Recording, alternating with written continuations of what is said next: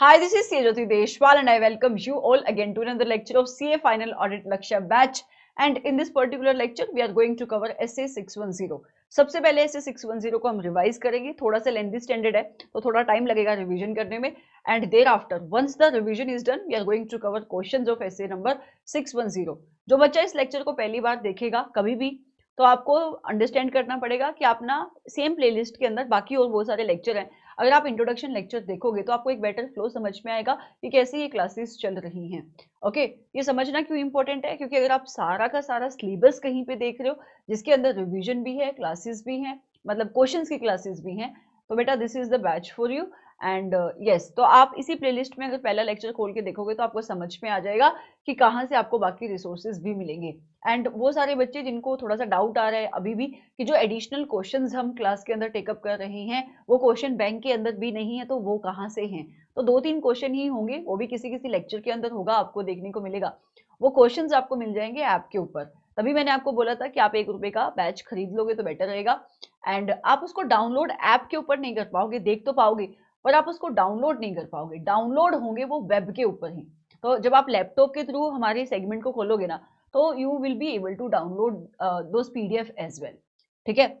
Yes, so thank you so much. You can now start watching the lecture and yes, do like the video, share the video with your friends and subscribe to this channel if you have not already subscribed. Thank you so much. And एक और बात कहना चाहूंगी, जो lectures का schedule है वो community और टेलीग्राम चैनल पे आ जाता है. तो अगर आपने अभी तक टेलीग्राम चैनल को नहीं सब्सक्राइब किया है, नहीं ज्वाइन किया, तो आप उसको ज्वाइन कर सकते हो.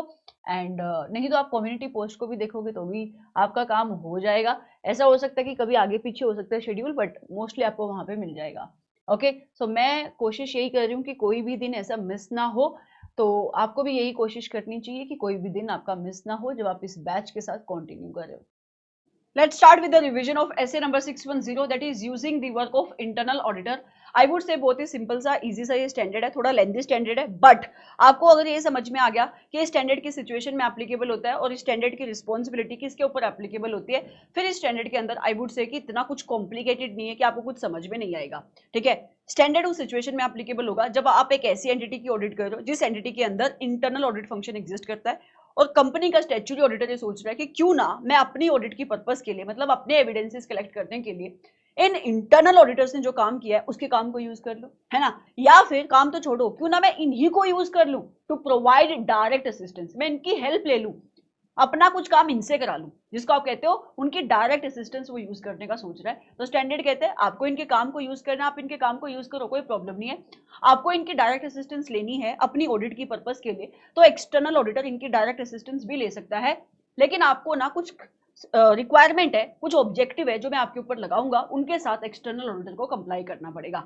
तो एक चीज आपको समझनी पड़ेगी कि जो भी सारी चीजें यहाँ पे लिखी हुई है स्टैंडर्ड के अंदर, उनके साथ कंप्लाई करने की रिस्पॉन्सिबिलिटी एक्सटर्नल ऑडिटर की है, स्टैट्यूटरी ऑडिटर की है, उस सिचुएशन में जहां पे एक्सटर्नल ऑडिटर सोच रहा है कि मैं इंटरनल ऑडिटर के काम को यूज करूंगा या इन लोगों को यूज करूंगा डायरेक्ट असिस्टेंस के लिए. समझ में आ रहा है. सबसे पहले यहाँ पे क्या आ रहा है, स्टैंडर्ड का स्कोप आ रहा है. स्कोप आपको रीड करना है बेटा, लर्न करने की जरूरत नहीं है. तो स्टैंडर्ड कहते हैं कि मैं बताऊंगा कि एक्सटर्नल ऑडिटर की रिस्पॉन्सिबिलिटी क्या होगी, किस सिचुएशन में. दो सिचुएशन यहाँ पे लिखी हुई है. Number 1, when using the work of internal audit function in obtaining the audit evidences. जब external auditor internal audit function के काम को यूज कर रहा है अपने एविडेंस कलेक्ट करने के लिए, तो जो रिस्पॉन्सिबिलिटी 610 लगाएगा एक्सटर्नल ऑडिटर के ऊपर, वो उसको कंप्लाई करनी पड़ेगी.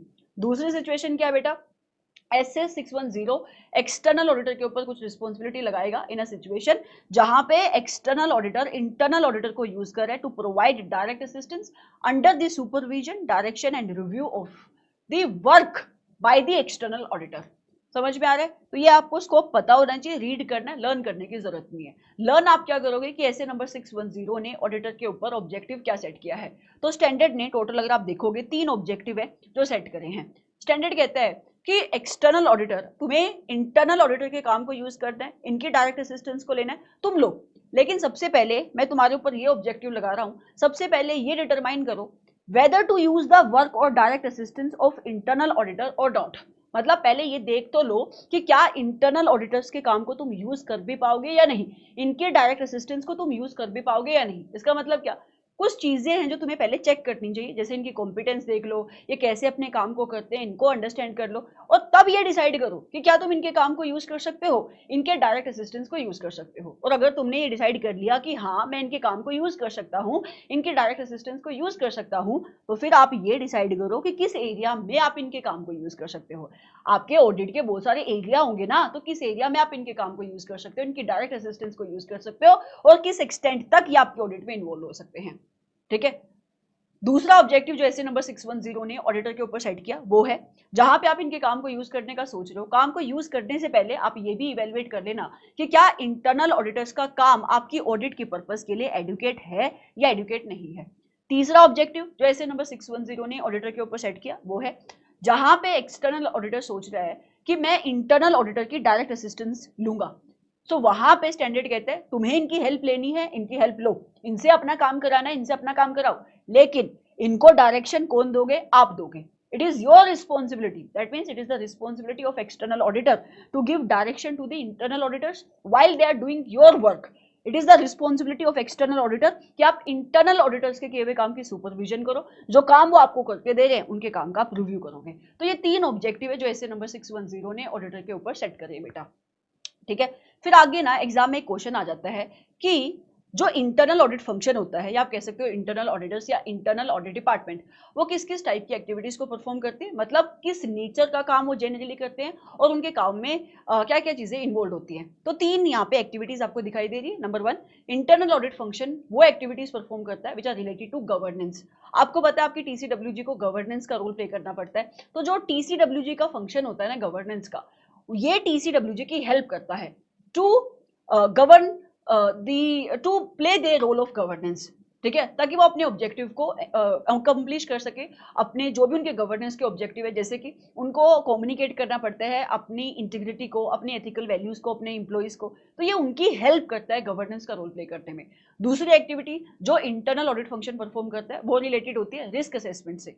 आपकी एंटिटी को ना रिस्क को आइडेंटिफाई करना पड़ता है, एसेस करना पड़ता है, इवेलुएट करना पड़ता है, उस रिस्क के अगेंस्ट रिस्पॉन्सेज बनाने पड़ते हैं। ठीक है, सो ये जो रिस्क को आइडेंटिफाई करना हो गया, इवेलुएट करना हो गया कि कौन सा रिस्क सिग्निफिकेंट रिस्क है, इसमें भी इंटरनल ऑडिट फंक्शन आपकी एंटिटी की हेल्प करता है। कुछ और फंक्शन है जो कंट्रोल से रिलेटेड परफॉर्म करता है internal audit function, that is ये इवेल्युएशन करता है कंट्रोल की, आपकी एंटिटी क्या कंप्लाई कर रही है लॉ एंड रेगुलेशन का, उसकी हेल्प करता है इवेलुएट करने में। ठीक है, सो ये सारी कुछ एक्टिविटीज है जो इंटरनल ऑडिट फंक्शन परफॉर्म करता है एंटिटी के लिए। एग्जाम में यहाँ से डायरेक्ट क्वेश्चन बन जाता है बेटा, मैं एक एक नहीं पढ़ रही हूँ। इसका रीजन क्या है, इसका रीजन ये है, ये ना ऑडिट के फ्लो से जुड़ा हुआ नहीं है। ठीक है, और मेरा जो यहाँ पे मेन पर्पस है स्टैंडर्ड का रिवाइज जब मैं करा रही हूँ वो ऑडिट के पर्सपेक्टिव से है, क्योंकि काफी बड़ा स्टैंडर्ड है। ओके, सो मैं इसको ना आपके ऊपर सेल्फ छोड़ रही हूँ। अगर आपको कुछ नहीं समझ में आ रहा है तो आप कमेंट बॉक्स में कमेंट डाल सकते हो, मैं आपका आंसर दे दूंगी। चलो अब मैं आगे बढ़ रही हूँ। सबसे पहले ना यहाँ पे क्या आ रहा है, सिचुएशन नंबर 1 का स्टेप नंबर 1। अब ये सिचुएशन नंबर 1 सिचुएशन नंबर 2 है क्या, वैसे स्टैंडर्ड के अंदर कोई बाइफरफिकेशन नहीं है। दो सिचुएशन मैंने इजी करने के लिए स्टैंडर्ड को बनाई है। दो सिचुएशन क्या है, पहली सिचुएशन है जहां पे एक्सटर्नल ऑडिटर इंटरनल ऑडिटर के काम को यूज करने का सोच रहा है, मतलब वो काम को यूज करने का सोच रहा है। तो जो ये ऑब्जेक्टिव ऐसे नंबर 610 ने उसके ऊपर सेट करे, वो 3 स्टेप में हमने डिवाइड किए हैं। सिचुएशन नंबर 2 के अंदर भी 3 स्टेप है, लेकिन वहां पे सिचुएशन क्या है बेटा कि आप काम को यूज करने का नहीं सोच रहे, आप सोच रहे हो डायरेक्ट असिस्टेंस लेने का। ठीक है, तो यहाँ पे अभी हमारा जो मेन फोकस होगा वो है कि आप एक्सटर्नल ऑडिटर सोच रहा है कि मैं इंटरनल ऑडिटर के काम को यूज करूं, तो स्टैंडर्ड कहते हैं सबसे पहले स्टेप नंबर 1 क्या है, आप ना ये इवेल्युएट करो जो आपका ऑब्जेक्टिव था कि क्या आपको इंटरनल ऑडिट फंक्शन के काम को यूज करना चाहिए अपनी ऑडिट की पर्पस के लिए या नहीं। तो आपको सबसे पहले डिटरमाइन करना पड़ेगा whether to use the work of internal auditors और नॉट। और आप ये कैसे इवेल्युएट करोगे बेटा, इन 3 चीजों को एग्जामिन करके, 3 चीजों की चेकिंग करके। सबसे पहले आप ये देखोगे कि जो इंटरनल ऑडिट फंक्शन है उसका ऑर्गेनाइजेशनल स्टेटस क्या है, you have to evaluate that. आप ये देखना चाहते हो ऑर्गेनाइजेशनल स्टेटस क्या सपोर्ट करता है इंटरनल ऑडिटर्स की ऑब्जेक्टिविटी को, जो पॉलिसीज एंड प्रोसीजर आपकी एंटिटी की हैं क्या वो सपोर्ट करती है इंटरनल ऑडिट फंक्शन की ऑब्जेक्टिविटी को। क्योंकि कई बार ऐसा होता है कि इंटरनल ऑडिट फंक्शन के सारे डिसीजन मैनेजमेंट ले रही है, तो वो ऑब्जेक्टिव नहीं है, वो बाइज्ड होगा बेटा, इंडिपेंडेंट नहीं होगा। ऑर्गेनाइजेशनल स्टेटस को अगर मैं एक शब्द में बोलूं, इसका मतलब उसकी औकात क्या है ऑर्गेनाइजेशन के अंदर। तो जहां पे organisational support organisational status of internal audit function supports its objectivity, आप कह सकते हो कि हाँ मैं इसके काम को यूज करने का सोच सकता हूं। तो सबसे पहले ऑडिटर को इवेल्युएट करना पड़ेगा the extent to which internal audit functions, organizational status and policies and procedure of the entity support its objectivity। समझ में आ रहा है। दूसरा, आप इवेल्युएट करोगे कि इंटरनल ऑडिट फंक्शन की कॉम्पिटेंस क्या है, उसकी नॉलेज लेवल, एक्सपर्टीज को आप देखोगे।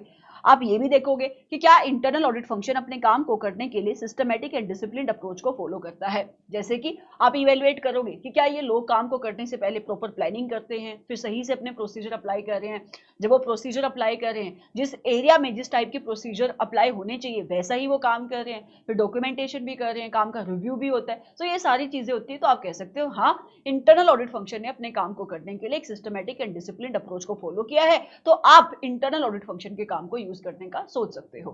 ठीक है, फिर आगे ना एग्जाम में क्वेश्चन आ जाता है कि कौन सी ऐसी सिचुएशन होगी when work of internal audit function can not be used. तो बेटा अगर मैं इन तीनों में से किसी भी का आंसर नो दे दूं तो आप बोलोगे कि हम इंटरनल ऑडिट फंक्शन के काम को यूज नहीं कर सकते। मतलब इन अ सिचुएशन जहां पे आपकी जो इंटरनल ऑडिट फंक्शन का ऑर्गेनाइजेशनल स्टेटस है that does not support its objectivity, मतलब वो इंडिपेंडेंट नहीं है, राइट, उसकी औकात नहीं है कोई ऑर्गेनाइजेशन के अंदर, तो आप उसके काम को यूज नहीं कर सकते।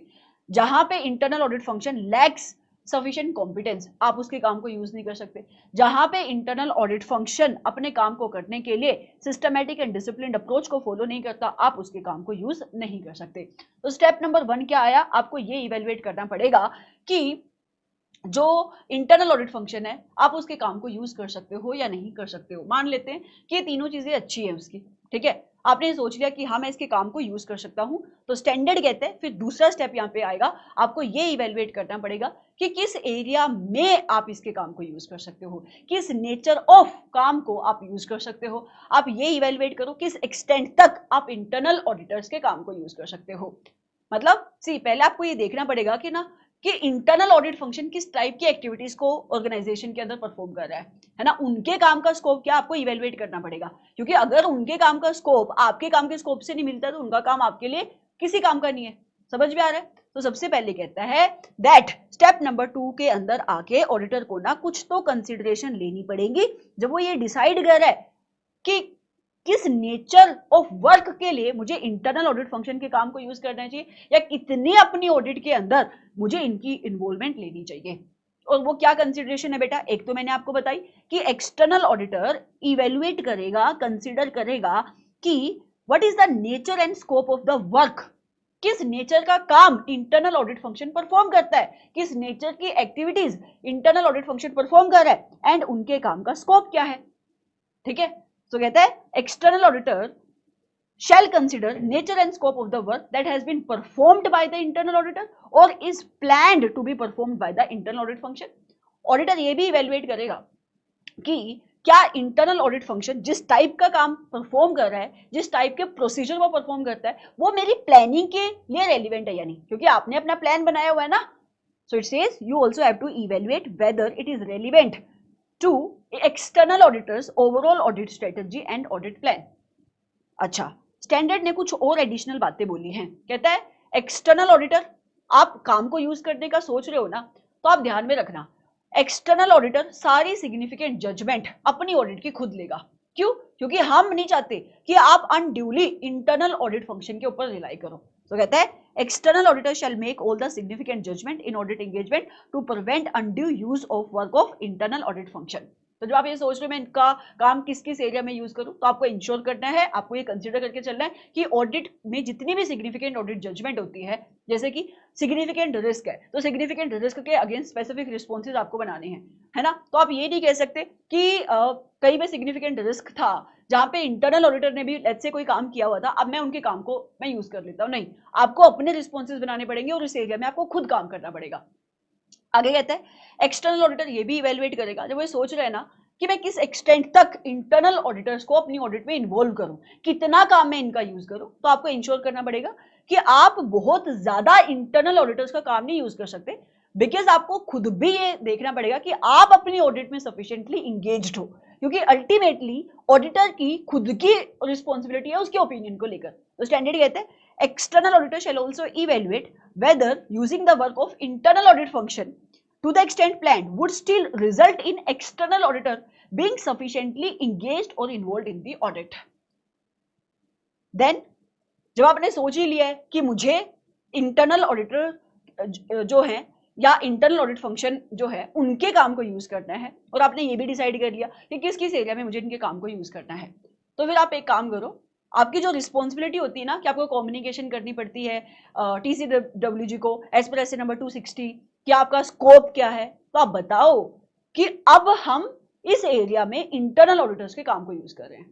तो इट सेज एक्सटर्नल ऑडिटर जब अपनी कम्युनिकेशन करेगा TCWG को regarding the plan scope and timing of audit, जो उसको करनी पड़ती है एज पर SA number 260, so external auditor ये भी कम्युनिकेट करेगा कि कैसे वो प्लान कर रहा है to use the work of internal audit function.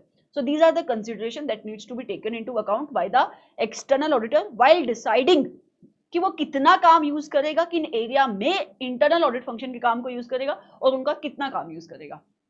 फिर एक क्वेश्चन देयर आफ्टर एग्जाम में एक डायरेक्ट क्वेश्चन यहाँ से बन सकता है कि कौन कौन से एरिया ऑफ वर्क अपनी ऑडिट के किस एरिया में ऑडिटर इंटरनल ऑडिट फंक्शन के काम को यूज कर सकता है. तो अगर आप यहाँ पे देखोगे ना, ये 6 पॉइंट के अंदर काम लिखे हुए हैं, है ना, जहां पे इंटरनल ऑडिट फंक्शन के काम को आप यूज कर सकते हो. मतलब एक्सटर्नल ऑडिटर इन एरिया में इंटरनल ऑडिट फंक्शन के काम को यूज कर सकता है.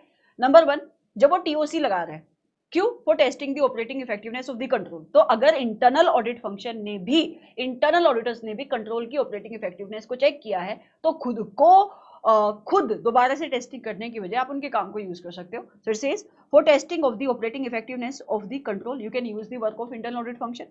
सब्सटेंसिव प्रोसीजर अप्लाई करने के लिए किसी एरिया में आपको टेस्टिंग करनी है, ठीक है, और उस एरिया में टेस्टिंग करने के लिए आपने कुछ सब्सटेंसिव प्रोसीजर सोचे हुए हैं कि मैं इन प्रोसीजर को परफॉर्म करूंगा, और उस एरिया में इंटरनल ऑडिट फंक्शन ने भी प्रोसीजर परफॉर्म करके सब्सटेंसिव चेकिंग करके उनके पास भी कुछ एविडेंसेस है, रिजल्ट है, आप उसको यूज कर सकते हो, प्रोवाइडेड दैट ये एरिया ऐसा होना चाहिए जहां पे सिग्निफिकेंट जजमेंट लेने की जरूरत नहीं है ना, जहां पे आप लिमिटेड जजमेंट ले रहे हो.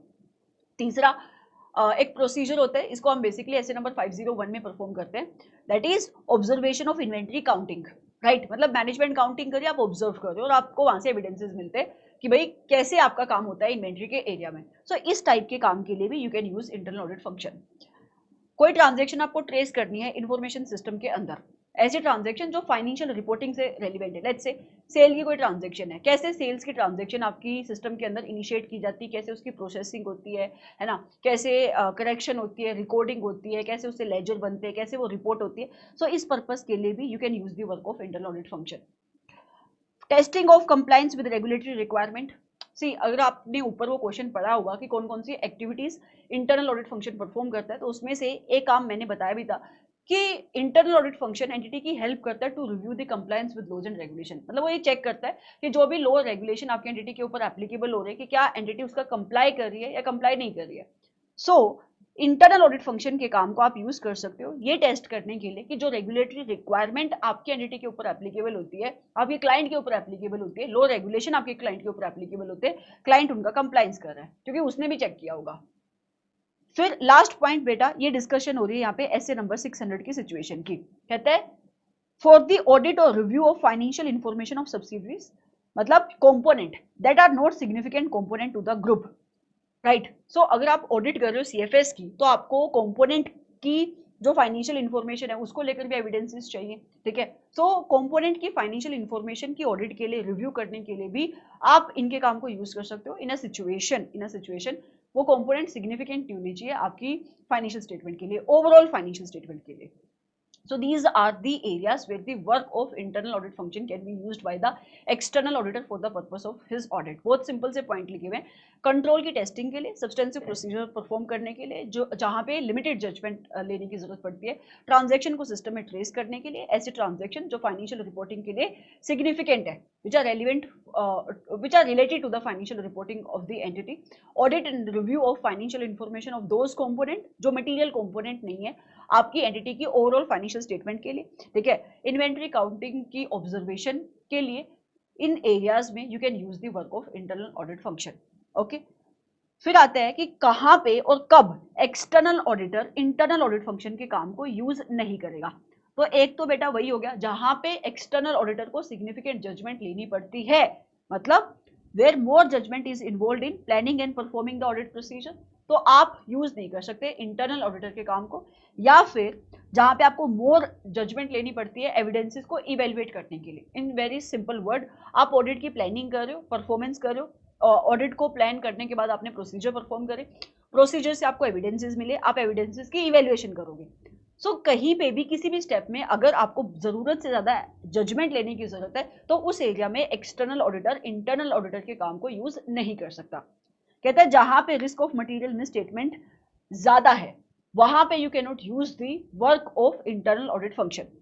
The higher the assessed risk of material misstatement at assertion level with special consideration given to the risk identified as a significant। तो जिस भी एरिया में रिस्क सिग्निफिकेंट रिस्क है वहां पे you should avoid using the work of internal audit function. जब आपने ये डिटरमाइन किया है कि organisational status of internal audit function do not support its objectivity, तो भी आप उनके काम को यूज ना करो। ठीक है, जहां पे उनकी जो लेवल ऑफ कॉम्पिटेंस है वो कॉम्पिटेंस कम है, मतलब उनके पास कॉम्पिटेंस नहीं है, तो भी आप उनके काम को यूज नहीं कर सकते। So these are the situation when the external auditor shall not use the work of internal audit function.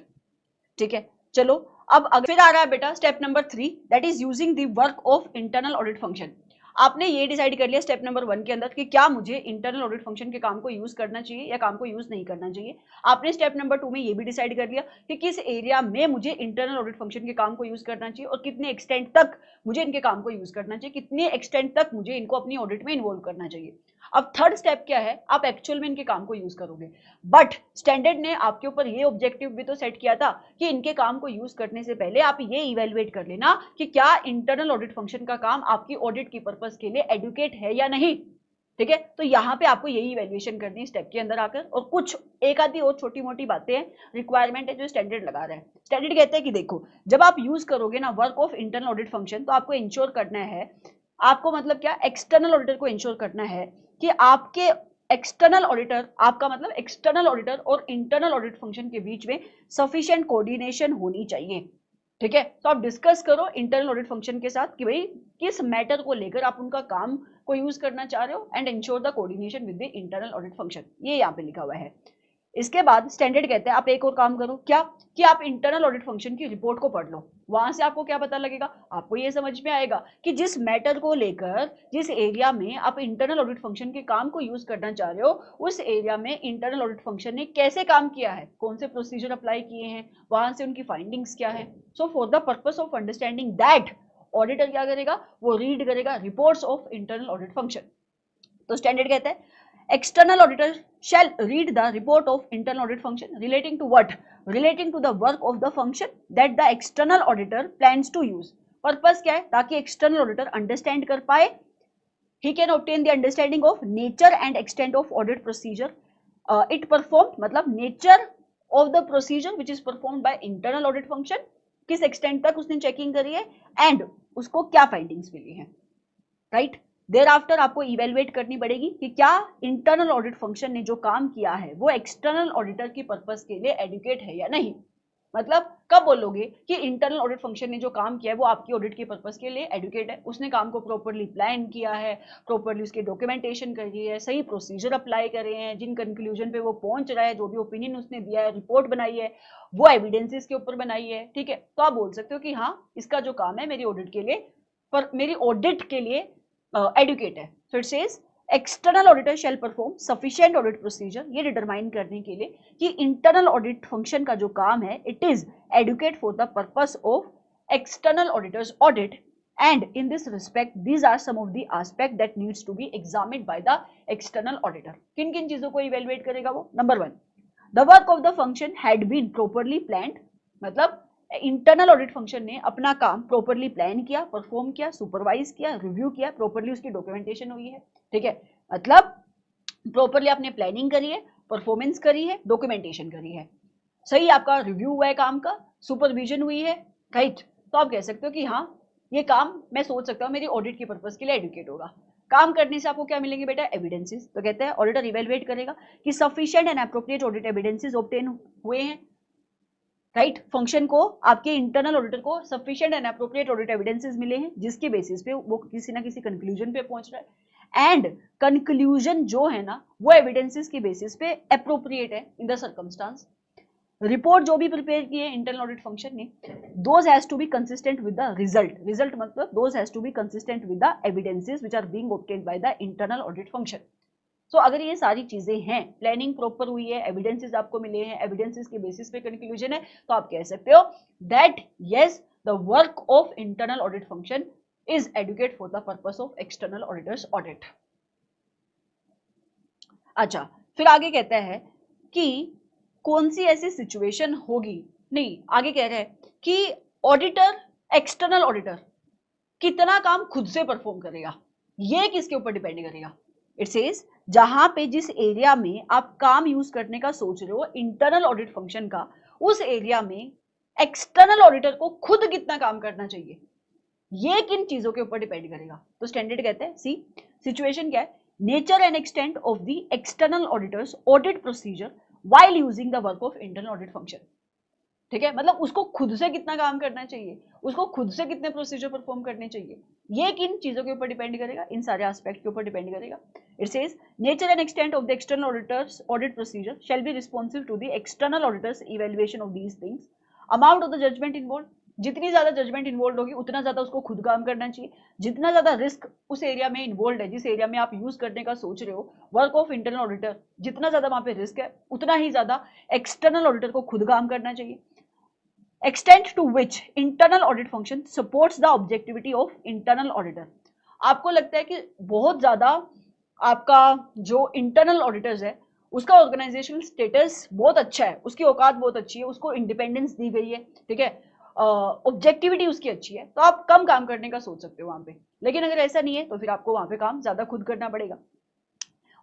Internal audit function की कॉम्पिटेंस कितनी है, अगर उसके पास एक्सपीरियंस है उस एरिया में, जिस एरिया में उसके काम को आप यूज करने का सोच रहे हो, तो आप खुद से वहां पे टेस्टिंग कम कर सकते हो। सो level of the competence of the function, right. So this was your situation number 1। Situation number 1 मतलब जहां पे आप ये सोच रहे हो कि क्या मैं इंटरनल ऑडिट फंक्शन के काम को यूज करूं, तो काम को यूज करने से पहले आपको 3 स्टेप देखने पड़ेंगे बेटा, समराइज कर रही हूं। सबसे पहले आप ये डिटरमाइन करो whether to use the work of internal audit function और नॉट, कि क्या मैं इसके काम को यूज कर भी सकता हूं या नहीं। 3 चीजें देखो, सबसे पहले कि भाई उसका ऑर्गेनाइजेशन स्टेटस कैसा है, whether it supports the objectivity of internal auditors और नॉट। आप कहते हो हाँ, तो आप आगे बढ़ सकते हो।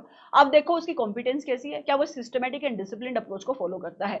अगर ये तीनों चीजें एग्जिस्ट करती है तो आप इसके काम को यूज करने का सोच सकते हो। फिर आपने ये सोच लिया कि चलो मुझे इसके काम को यूज करना है, तो आप ये डिसाइड करो कि किस नेचर में, किस नेचर का काम आप इंटरनल ऑडिट फंक्शन का यूज करोगे, कितने एक्सटेंट तक आप इनके काम का यूज करोगे। फिर हमने वो स्टेप नंबर 2 देखा।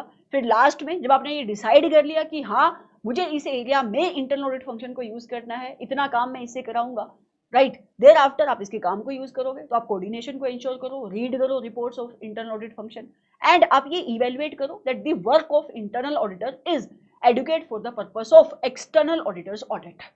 तो ये सिचुएशन नंबर 1 थी बेटा। फिर आती है सिचुएशन, फिर आ रही बेटा सिचुएशन नंबर 2, मतलब सिचुएशन नंबर 2 एज इन कि जहां पे ऑडिटर इज थिंकिंग कि मैं इंटरनल ऑडिट फंक्शन को यूज करूंगा to provide direct assistance for the purpose of his audit. यहाँ पे भी 3 ही स्टेप आएंगे। सबसे पहले आपको ये डिटरमाइन करना पड़ेगा ऑब्जेक्टिव, देखो वहां पे क्या लिखा हुआ था, आपको डिटरमाइन करना पड़ेगा whether to use the work and direct assistance. तो वर्क वाली बात तो ऊपर हो चुकी है। अभी जब आप ये सोच रहे हो कि मुझे इंटरनल ऑडिट फंक्शन को यूज करना है to provide the direct assistance, direct assistance का मतलब होता है कि जो प्रोसीजर ऑडिटर ने सोचे थे प्लानिंग के टाइम पे कि मैं इस एरिया में ये प्रोसीजर अप्लाई करूंगा, है ना, वहां पे वो खुद काम करने की बजाय इंटरनल ऑडिट फंक्शन के लोगों को करना चाहता है यूज कि तुम मेरे लिए इन प्रोसीजर को परफॉर्म करो। ठीक है, तो स्टैंडर्ड कहते हैं सबसे पहले आप ये डिटरमाइन करो whether the internal auditors can be used to provide direct assistance for the purpose of audit और नॉट। मतलब जो सिचुएशन नंबर 1 के अंदर स्टेप नंबर 1 आया था वही यहाँ पे है। ठीक है, तो सबसे पहले आपको ये डिटरमाइन करना पड़ेगा कि क्या आप इंटरनल ऑडिट फंक्शन को यूज कर सकते हो फॉर डायरेक्ट असिस्टेंस और नॉट। और ये डिटरमाइन करने के लिए ये कुछ फैक्टर्स है जो आपको कंसीडर करने पड़ेंगे। सी, सबसे पहले एक्सटर्नल ऑडिटर को ये इवेलुएट करना पड़ेगा कि क्या लॉ एंड रेगुलेशन आपको अलाउ करते हैं कि आप इंटरनल ऑडिट फंक्शन को यूज कर सकते हो डायरेक्ट असिस्टेंस के लिए, क्योंकि कई बार लॉ एंड रेगुलेशन प्रोहिबिशन डालते हैं। अगर लॉ एंड रेगुलेशन प्रोहिबिशन डाल रहे हैं कि आप उनको डायरेक्ट असिस्टेंस के लिए यूज नहीं कर सकते, तो फिर तो बात ही खत्म होगी। और अगर ऐसा नहीं है फिर स्टैंडर्ड कहते हैं आप आगे बढ़ो और आप इवेल्युएट करो कि क्या इंटरनल ऑडिट फंक्शन ऑब्जेक्टिव है, कहीं ऐसा तो नहीं कोई थ्रेट टू ऑब्जेक्टिविटी एग्जिस्ट करते हैं। मतलब सी अगर इंटरनल ऑडिट फंक्शन का किसी टाइप का इंटरेस्ट है क्लाइंट के अंदर, तो फिर वो इंडिपेंडेंट रह के काम नहीं करेगा ना आपके लिए, तो फिर आपको वहां पे उसके काम को यूज नहीं करना चाहिए। आप इवेल्युएट करो कि इंटरनल ऑडिट फंक्शन के लोगों की कॉम्पिटेंस क्या है, जिनसे आप अपना काम कराना चाह रहे हो, जिनको आप यूज करना चाह रहे हो डायरेक्ट असिस्टेंस के लिए, उन लोगों की कॉम्पिटेंस को आप इवेल्युएट करो। ये लिखा हुआ है यहाँ पे। तो कहता है external auditor shall consider whether external auditor is prohibited by any law and regulation from obtaining direct assistance from internal auditor। तो आप ये इवेल्युएट करो कि कोई लॉ रेगुलेशन आपके ऊपर प्रोहिबिशन तो नहीं डाल रहा है कि आप डायरेक्ट असिस्टेंस इंटरनल ऑडिटर की ले ही नहीं सकते। अगर ऐसा है फिर आपको आगे बढ़ने की जरूरत ही नहीं है, क्योंकि आप ले ही नहीं सकते उनकी help. But if using the internal auditors to provide direct assistance is not prohibited by any law and regulation, कोई prohibition नहीं है, in that situation external auditor को plan करना पड़ेगा कि वो कैसे इंटरनल ऑडिटर्स की डायरेक्ट असिस्टेंस ले। And for this purpose auditor को सबसे पहले इवेल्युएट करना पड़ेगा existence of any threat to objectivity. उसको ये देखना पड़ेगा कि इंटरनल ऑडिटर की ऑब्जेक्टिविटी के ऊपर कोई थ्रेट तो नहीं। मैंने आपको एग्जांपल अभी दिया है ना, what is the significance of that threat, वो इवेल्युएट करेगा, क्योंकि इससे इंटरनल ऑडिट फंक्शन की इंडिपेंडेंस अफेक्ट होगी। आप ये इवेल्युएट करोगे कि जो इंटरनल ऑडिटर्स है उनकी कॉम्पिटेंस क्या है जो आपको डायरेक्ट असिस्टेंस प्रोवाइड करे। सो external auditor will evaluate the level of competence of internal auditors who will provide such an assistance. अच्छा, अब एग्जाम में क्वेश्चन आ जाता है कि जब ऑडिटर ये इवेल्युएट कर रहा है कि कोई थ्रेट तो एग्जिस्ट नहीं करता इंटरनल ऑडिटर्स की ऑब्जेक्टिविटी जिससे अफेक्ट हो सकती है, सो एक्सटर्नल ऑडिटर किन किन फैक्टर्स को एग्जामिन करेगा। तो यहाँ पे टोटल 4 पॉइंट लिखे हुए हैं और ये एग्जाम में डायरेक्ट क्वेश्चन यहाँ से बन जाता है। So these are the factors which are relevant for the evaluation for the existence of threat to objectivity of internal auditor. क्या क्या चीजों को इवेल्युएट करेगा एक्सटर्नल ऑडिटर? सबसे पहले एक्सटर्नल ऑडिटर इवेल्युएट करेगा इंटरनल ऑडिटर का ऑर्गेनाइजेशनल स्टेटस क्या है, क्योंकि इससे उसकी ऑब्जेक्टिविटी अफेक्ट होगी। जैसे हमने ऊपर देखा था, अगर उसकी औकात अच्छी है, आपने उसको इंडिपेंडेंस दी है, उसके पास अथॉरिटी है, वो अपने डिसीजन खुद ले पाते हैं, मैनेजमेंट उसको बीच में टांग नहीं अड़ाती है, तो आप बोल सकते हो कि हाँ भाई वो इंडिपेंडेंट है, उसकी जो वो अपना काम करेगा वो बायस नहीं होगा। So you have to evaluate extent to which internal audit functions, organisational status and relevant policies and procedures supports the objectivity of internal auditor। आप ये देखो, फैमिली और जो पर्सनल रिलेशनशिप है इंटरनल ऑडिटर का क्या है उस एरिया के हेड के साथ जिस एरिया में आप इंटरनल ऑडिटर से काम कराना चाह रहे हो। समझ नहीं आया? फॉर एग्जांपल, आप ना कोई प्रोसीजर परफॉर्म करना चाह रहे हो परचेजेस के एरिया में, और आप उस प्रोसीजर को परफॉर्म करने के लिए इंटरनल ऑडिटर की डायरेक्ट असिस्टेंस लेना चाह रहे हो, लेकिन जो परचेज का हेड है ना वो आपके इस इंटरनल ऑडिटर का फैमिली रिलेटिव है। तो बेटा अगर वो उसका रिलेटिव है तो फिर वो उसकी साइड लेगा ना, तो वो इंडिपेंडेंट नहीं होगा, उसकी ऑब्जेक्टिविटी के ऊपर यहाँ पे थ्रेट है। तो it says external auditor has to evaluate family and personal relationship with an individual responsible for the aspect of the entity जहां से वो काम जुड़ा हुआ है, जिस काम को आप कराना चाह रहे हो इंटरनल ऑडिटर से। एक्सटर्नल ऑडिटर इवेल्युएट करेगा कि इंटरनल ऑडिटर की एसोसिएशन क्या है उस डिपार्टमेंट के साथ जहां पे आप उससे काम कराना चाह रहे हो। It says you have to evaluate the association with the division or department in the entity to which the work relates. आप ये भी देखोगे कि कहीं ऐसा तो नहीं इंटरनल ऑडिटर्स का कोई फाइनेंशियल इंटरेस्ट है एंटिटी के अंदर। सी वो इंटरनल ऑडिट फंक्शन का बंदा है, इंटरनल ऑडिट डिपार्टमेंट में वो काम कर रहा है, तो ऑब्वियसली उसको रेम्यूनरेशन मिलती होगी, उसके अलावा उसका कोई फाइनेंशियल इंटरेस्ट और नहीं होना चाहिए। So it says you have to evaluate significant financial interest तो नहीं है in the entity other than the remuneration on terms which are consistent with other employees at a similar level of seniority. और जो remuneration उसको मिल रही होगी ना वो टर्म्स भी बाकी एम्प्लॉइज जैसे ही होनी चाहिए जो उस लेवल पे काम कर रहे हैं। सो ये सारे एस्पेक्ट है जिनको एक्सटर्नल ऑडिटर इवेल्युएट करेगा, ये देखने के लिए कहीं इंटरनल ऑडिटर्स की ऑब्जेक्टिविटी के ऊपर कोई थ्रेट तो एग्जिस्ट नहीं कर रहा जिससे उसकी ऑब्जेक्टिविटी कॉम्प्रोमाइज हो सकती है। अच्छा, कब direct assistance of internal auditor को आप यूज नहीं कर सकते? बेटा अगर वो कॉम्पिटेंट नहीं है और अगर कोई थ्रेट टू ऑब्जेक्टिविटी एग्जिस्ट करता है तो it says there are significant threat to the objectivity of the internal auditor, और या इन अ सिचुएशन जहां पे इंटरनल ऑडिटर सफिशिएंट कॉम्पिटेंस उनके पास नहीं है to perform the proposed work. जिस एरिया में आप उनसे काम कराना चाह रहे हो उस एरिया में उनके पास कॉम्पिटेंस ही नहीं है, तो आप उनके हेल्प नहीं ले सकते, आप उनके डायरेक्ट असिस्टेंस को यूज नहीं कर सकते। या ऑब्जेक्टिविटी के ऊपर कोई थ्रेट है, जैसे कि ये वाली सिचुएशन पकड़ लो, परचेजेस के एरिया में आप उनसे कोई प्रोसीजर परफॉर्म कराना चाह रहे हो लेकिन परचेज का हेड उनका रिलेटिव है, तो यस उनकी ऑब्जेक्टिविटी के ऊपर थ्रेट है, तो आप उस एरिया में उनसे काम नहीं करा सकते। चलो आगे, स्टेप नंबर 2 क्या आएगा बेटा? अब आपको ये डिसाइड करना है कि कितने एक्सटेंट तक मैं इससे काम कराऊं। तो स्टेप नंबर 2 आपका यहां पे आ रहा है, determining the nature and extent of the work that can be assigned to internal auditors providing the direct assistance। क्योंकि अब ये जो इंटरनल ऑडिटर्स है ये आपके लिए काम करेंगे, तो आप ये डिसाइड कर रहे हो कि कितना काम मैं इनसे कराऊं, कितना इनकी इन्वॉल्वमेंट होनी चाहिए मेरी ऑडिट के अंदर। सो वाइल डिटरमाइनिंग, स्टैंडर्ड कहता है determining the nature and extent of the work which may be assigned to the internal auditors and, हाँ यहाँ पे एक पॉइंट ये भी था कि जब आप इंटरनल ऑडिटर से काम करा रहे हो तो उनको डायरेक्शन आपको देनी पड़ेगी, उनके किए हुए काम को रिव्यू आपको करना पड़ेगा, उनको सुपरविजन आपको देनी पड़ेगी। तो आप ये भी डिटरमाइन करोगे कि एनटीई क्या होगा, डायरेक्शन का, सुपरविजन का, रिव्यू का, which will be the appropriate in the circumstances. External auditor इन सारे एस्पेक्ट को कंसिडर करेगा, है ना। नंबर 1 वो कंसिडर करेगा amount of judgement which is involve in planning and performing the relevant audit procedure. See अगर ऑडिटर को लगता है कि जो प्रोसीजर मैं परफॉर्म कराने का सोच रहा हूं आपके इंटरनल ऑडिटर से, जहां पे मैं डायरेक्शन लेने का जहां पे मैं उनकी डायरेक्ट असिस्टेंस लेने का सोच रहा हूं, अगर बहुत ज्यादा जजमेंट इन्वॉल्व है या एविडेंसेस को इवेलुएट करने में बहुत ज्यादा जजमेंट इन्वॉल्व है, वहां पे उसको इंटरनल ऑडिटर की हेल्प नहीं लेनी चाहिए। ये हमने ऊपर भी देखा था। उस एरिया में risk of material miss statement कितना है जहां पे आप उनकी डायरेक्ट असिस्टेंस लेने का सोच रहे हो, अगर रिस्क ज्यादा है तो आप उनकी हेल्प ना लो, ठीक है। आपने इवेलुएट किया होगा कि थ्रेट टू ऑब्जेक्टिविटी एग्जिस्ट करते हैं या नहीं, तो जिस एरिया में आप उनकी डायरेक्ट असिस्टेंस लेने का सोच रहे हो अगर वहां पे उस एरिया में थ्रेट टू ऑब्जेक्टिविटी एग्जिस्ट करते हैं तो बेटर होगा एक्सटर्नल ऑडिटर उस एरिया में खुद काम करे। आप उनकी लेवल ऑफ कॉम्पिटेंस को देखो, ठीक है, जिस टाइप के प्रोसीजर आप उनसे परफॉर्म कराने का सोच रहे हो, आपको क्या लगता है इंटरनल ऑडिटर के पास कॉम्पिटेंस है उन प्रोसीजर को परफॉर्म करने की? अगर है तो आप उनसे काम करा सकते हो, अदरवाइज आपको उनसे काम नहीं कराना चाहिए, ठीक है। फिर एग्जाम में क्वेश्चन आ सकता है कि कौन से ऐसे एरिया होंगे जहां पे आप इंटरनल ऑडिटर को यूज नहीं कर सकते to provide the direct assistance. बेटा यहीं से निकल जाएगा ये, जहां पे जिस एरिया में आपको सिग्निफिकेंट जजमेंट लेनी है, जहां पे risk of material miss statement बहुत ज्यादा है।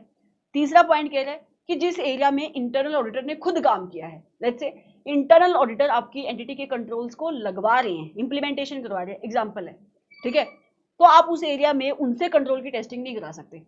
So it says if it relate to the work with which internal auditor also have been involved and which has already been or will be reported to the management or TCWG by the internal audit function। तो जिस area में उन्होंने खुद से काम किया आप उसी एरिया में उनसे चेकिंग नहीं करा सकते।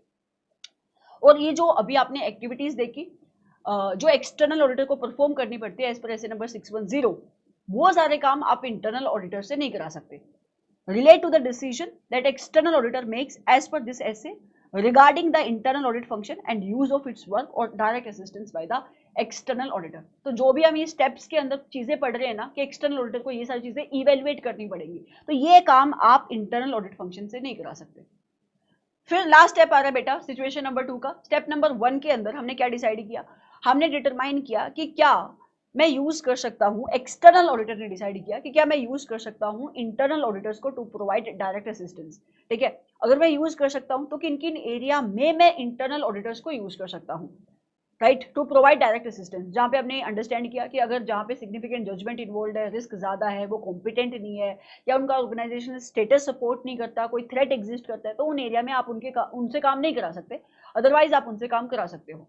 स्टेप नंबर 3 में ये कहता है कि जब आप इंटरनल ऑडिटर से काम कराओगे ना तो उनके काम को डायरेक्शन देने की रिस्पॉन्सिबिलिटी एक्सटर्नल ऑडिटर की होगी, सुपरवाइज करने की रिस्पॉन्सिबिलिटी एक्सटर्नल ऑडिटर की होगी। जब इंटरनल ऑडिटर्स काम करके देंगे उन काम को रिव्यू करने की रिस्पॉन्सिबिलिटी भी एक्सटर्नल ऑडिटर की होगी। और अगर आप ऊपर जाओगे ऐसे नंबर 610 ने जो तीसरा ऑब्जेक्टिव लगाया था वो यही था। सो it says external auditor shall direct, supervise and review the work which is performed by internal auditor on the engagement। और ये डायरेक्शन सुपरविजन और रिव्यू ये बेसिकली लिखा कहां पे होता है बेटा, एसे नंबर 220 के अंदर। एंड जब एक्सटर्नल ऑडिटर अपनी इस रिस्पॉन्सिबिलिटी को फुलफिल कर रहा होगा with respect to direction, supervision and review, उसको एक बात नहीं भूलनी है, क्या कि आप कुछ भी कह लो, इंटरनल ऑडिटर्स ये जो हैं, इंटरनल ऑडिट फंक्शन के जो लोग हैं, these people are not independent of your entity. So it says, in doing so, the NTE of direction, supervision and review shall recognize that internal auditors are not independent of the entity. इससे होगा क्या, जब आप ये consider कर रहे हो ना कि ये लोग आपकी एंटिटी का ही हिस्सा है, तो आप डायरेक्शन उनको ज्यादा दोगे, उनके किए हुए काम का रिव्यू आप ज्यादा करोगे। ठीक है, आगे कहते हैं जो भी review procedure external auditor perform करेगा, तो उसकी पर्पस ये देखना भी होगा कि जो ऑडिट एविडेंसेस आपके इंटरनल ऑडिटर्स ने कलेक्ट करे हैं वो सफिशिएंट होने चाहिए, एंड वो ये भी देखना वहां पे चेक करेगा कि उन्होंने काम क्या किया है। So it says the review procedure shall include the external auditor checking back to the underlying audit evidence for some of the work which is being performed by the internal auditor. That means वो evaluate करेगा कि जो evidences collect करे वो evidences आपको किन procedure को perform करने के बाद मिले हैं। बेसिकली वही चेक कर रहा है बेटा कि जो काम आपने किया वो एडुकेट है। ठीक है, नोट में क्या लिखा हुआ है कि डायरेक्शन, सुपरविजन, रिव्यू जो एक्सटर्नल ऑडिटर कर रहा है वो इतनी सफिशिएंट होनी चाहिए कि एक्सटर्नल ऑडिटर ये इवेलुएट कर पाए कि इंटरनल ऑडिटर ने जो एविडेंसेस ऑब्टेन करे हैं वो sufficient and appropriate audit evidences है to support the conclusion of their work. So this was your entire essay number 610। अगर आप बहुत ध्यान से देखोगे वही बातें बार बार रिपीट हो रही है दोनों सिचुएशन के अंदर। 3 स्टेप है, ठीक है, 2 सिचुएशन है, 3 स्टेप है, 2 सिचुएशन है। We are starting with SA 610 question. बहुत ही सिंपल क्वेश्चन है और सबसे पहला क्वेश्चन डायरेक्ट क्वेश्चन है। क्वेश्चन कहता है एक कंपनी जिसका नाम है मून लिमिटेड, जिसके आप ऑडिट कर रहे हो, जिसके आप स्टैट्यूटरी ऑडिटर हो, एंड इस कंपनी ने इंटरनल ऑडिट कराती है कंपनी, और कहां से करा रही है, फ्रॉम एन आउटसाइड एजेंसी। तो जिस कंपनी का आप ऑडिट कर रहे हो उस कंपनी के इंटरनल ऑडिटर भी हैं जो आपके ऑर्गेनाइजेशन का हिस्सा नहीं, इन्होंने बाहर से किसी थर्ड पार्टी को एम्प्लॉय किया हुआ है। क्वेश्चन आगे पूछता है state the factor that weigh consideration in opting to make use of direct assistance of internal auditor for the purpose of statutory audit. So basically external auditor अपनी statutory audit के लिए internal auditor की direct assistance लेना चाहता है। Question आपसे ये पूछ रहा है कि कौन कौन से फैक्टर्स उसको कंसीडर करने पड़ेंगे डायरेक्ट असिस्टेंस लेने से पहले। तो ऑलमोस्ट अगर मैं आपको बोलूं जो डायरेक्ट असिस्टेंस वाला आपका पूरा टॉपिक बनता है एसए 610 से, वो आपको यहाँ पे लिखना है, मतलब उसका ब्रीफ आपको यहाँ पे लिखना है।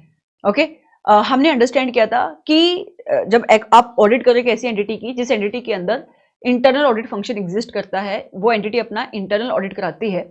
सो एक्सटर्नल ऑडिटर उस इंटरनल ऑडिट फंक्शन के काम को यूज कर सकता है, उनकी डायरेक्ट असिस्टेंस भी ले सकता है।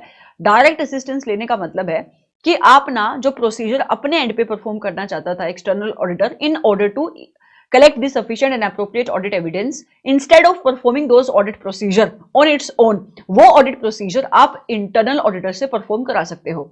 लेकिन आपको ये जो डायरेक्ट असिस्टेंस लेनी है वो डायरेक्ट असिस्टेंस लेने से पहले कुछ चीजें देखनी पड़ती हैं। ठीक है, जो आपको एसए 610 कहता है, क्वेश्चन आपसे वही पूछ रहा है कि जब एक्सटर्नल ऑडिटर इंटरनल ऑडिटर की डायरेक्ट असिस्टेंस लेना चाहेगा तो कौन कौन से फैक्टर्स उसको कंसिडर करने पड़ेंगे। तो यहाँ पे जितना भी कंसेप्ट आपको लिखा हुआ दिखाई दे रहा है ये सब कुछ आपको 610 में मिल जाएगा।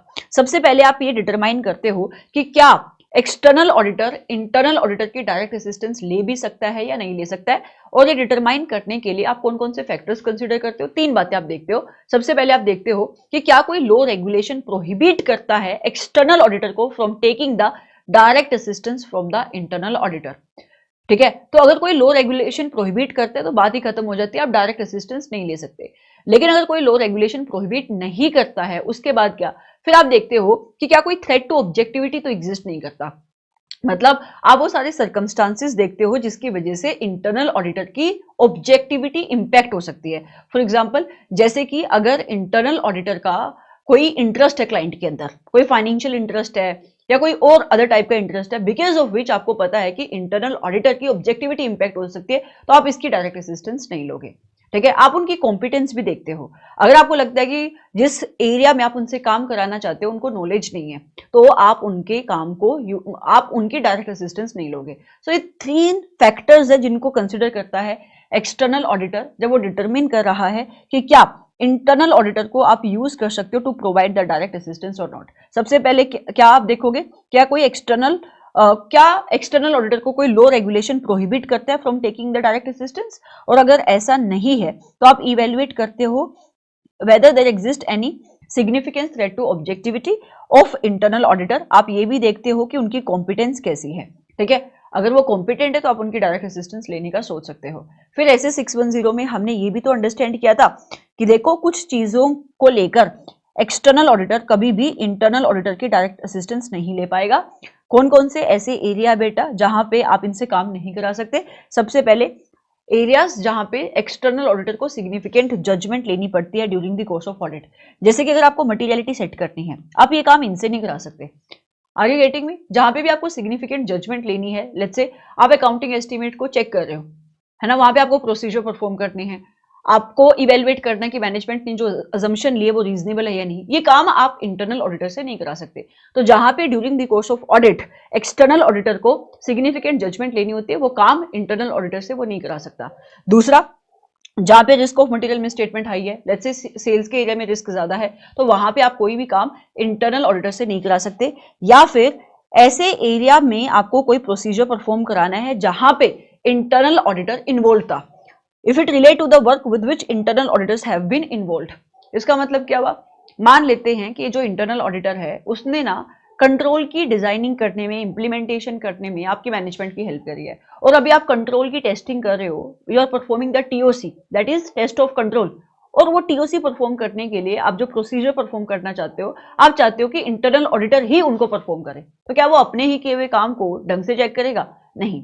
सो ये भी आप इनसे नहीं करा सकते। और जो डिसीजन एक्सटर्नल ऑडिटर को लेने पड़ते हैं as per this standard relating to कि क्या उसको इंटरनल ऑडिट फंक्शन के काम को यूज करना चाहिए, उसकी डायरेक्ट असिस्टेंस को यूज करना चाहिए, अगर काम को यूज करना चाहिए तो कितना उसके काम को यूज करना चाहिए, राइट, अगर असिस्टेंस लेनी चाहिए तो किस एरिया में उनकी असिस्टेंस लेनी चाहिए।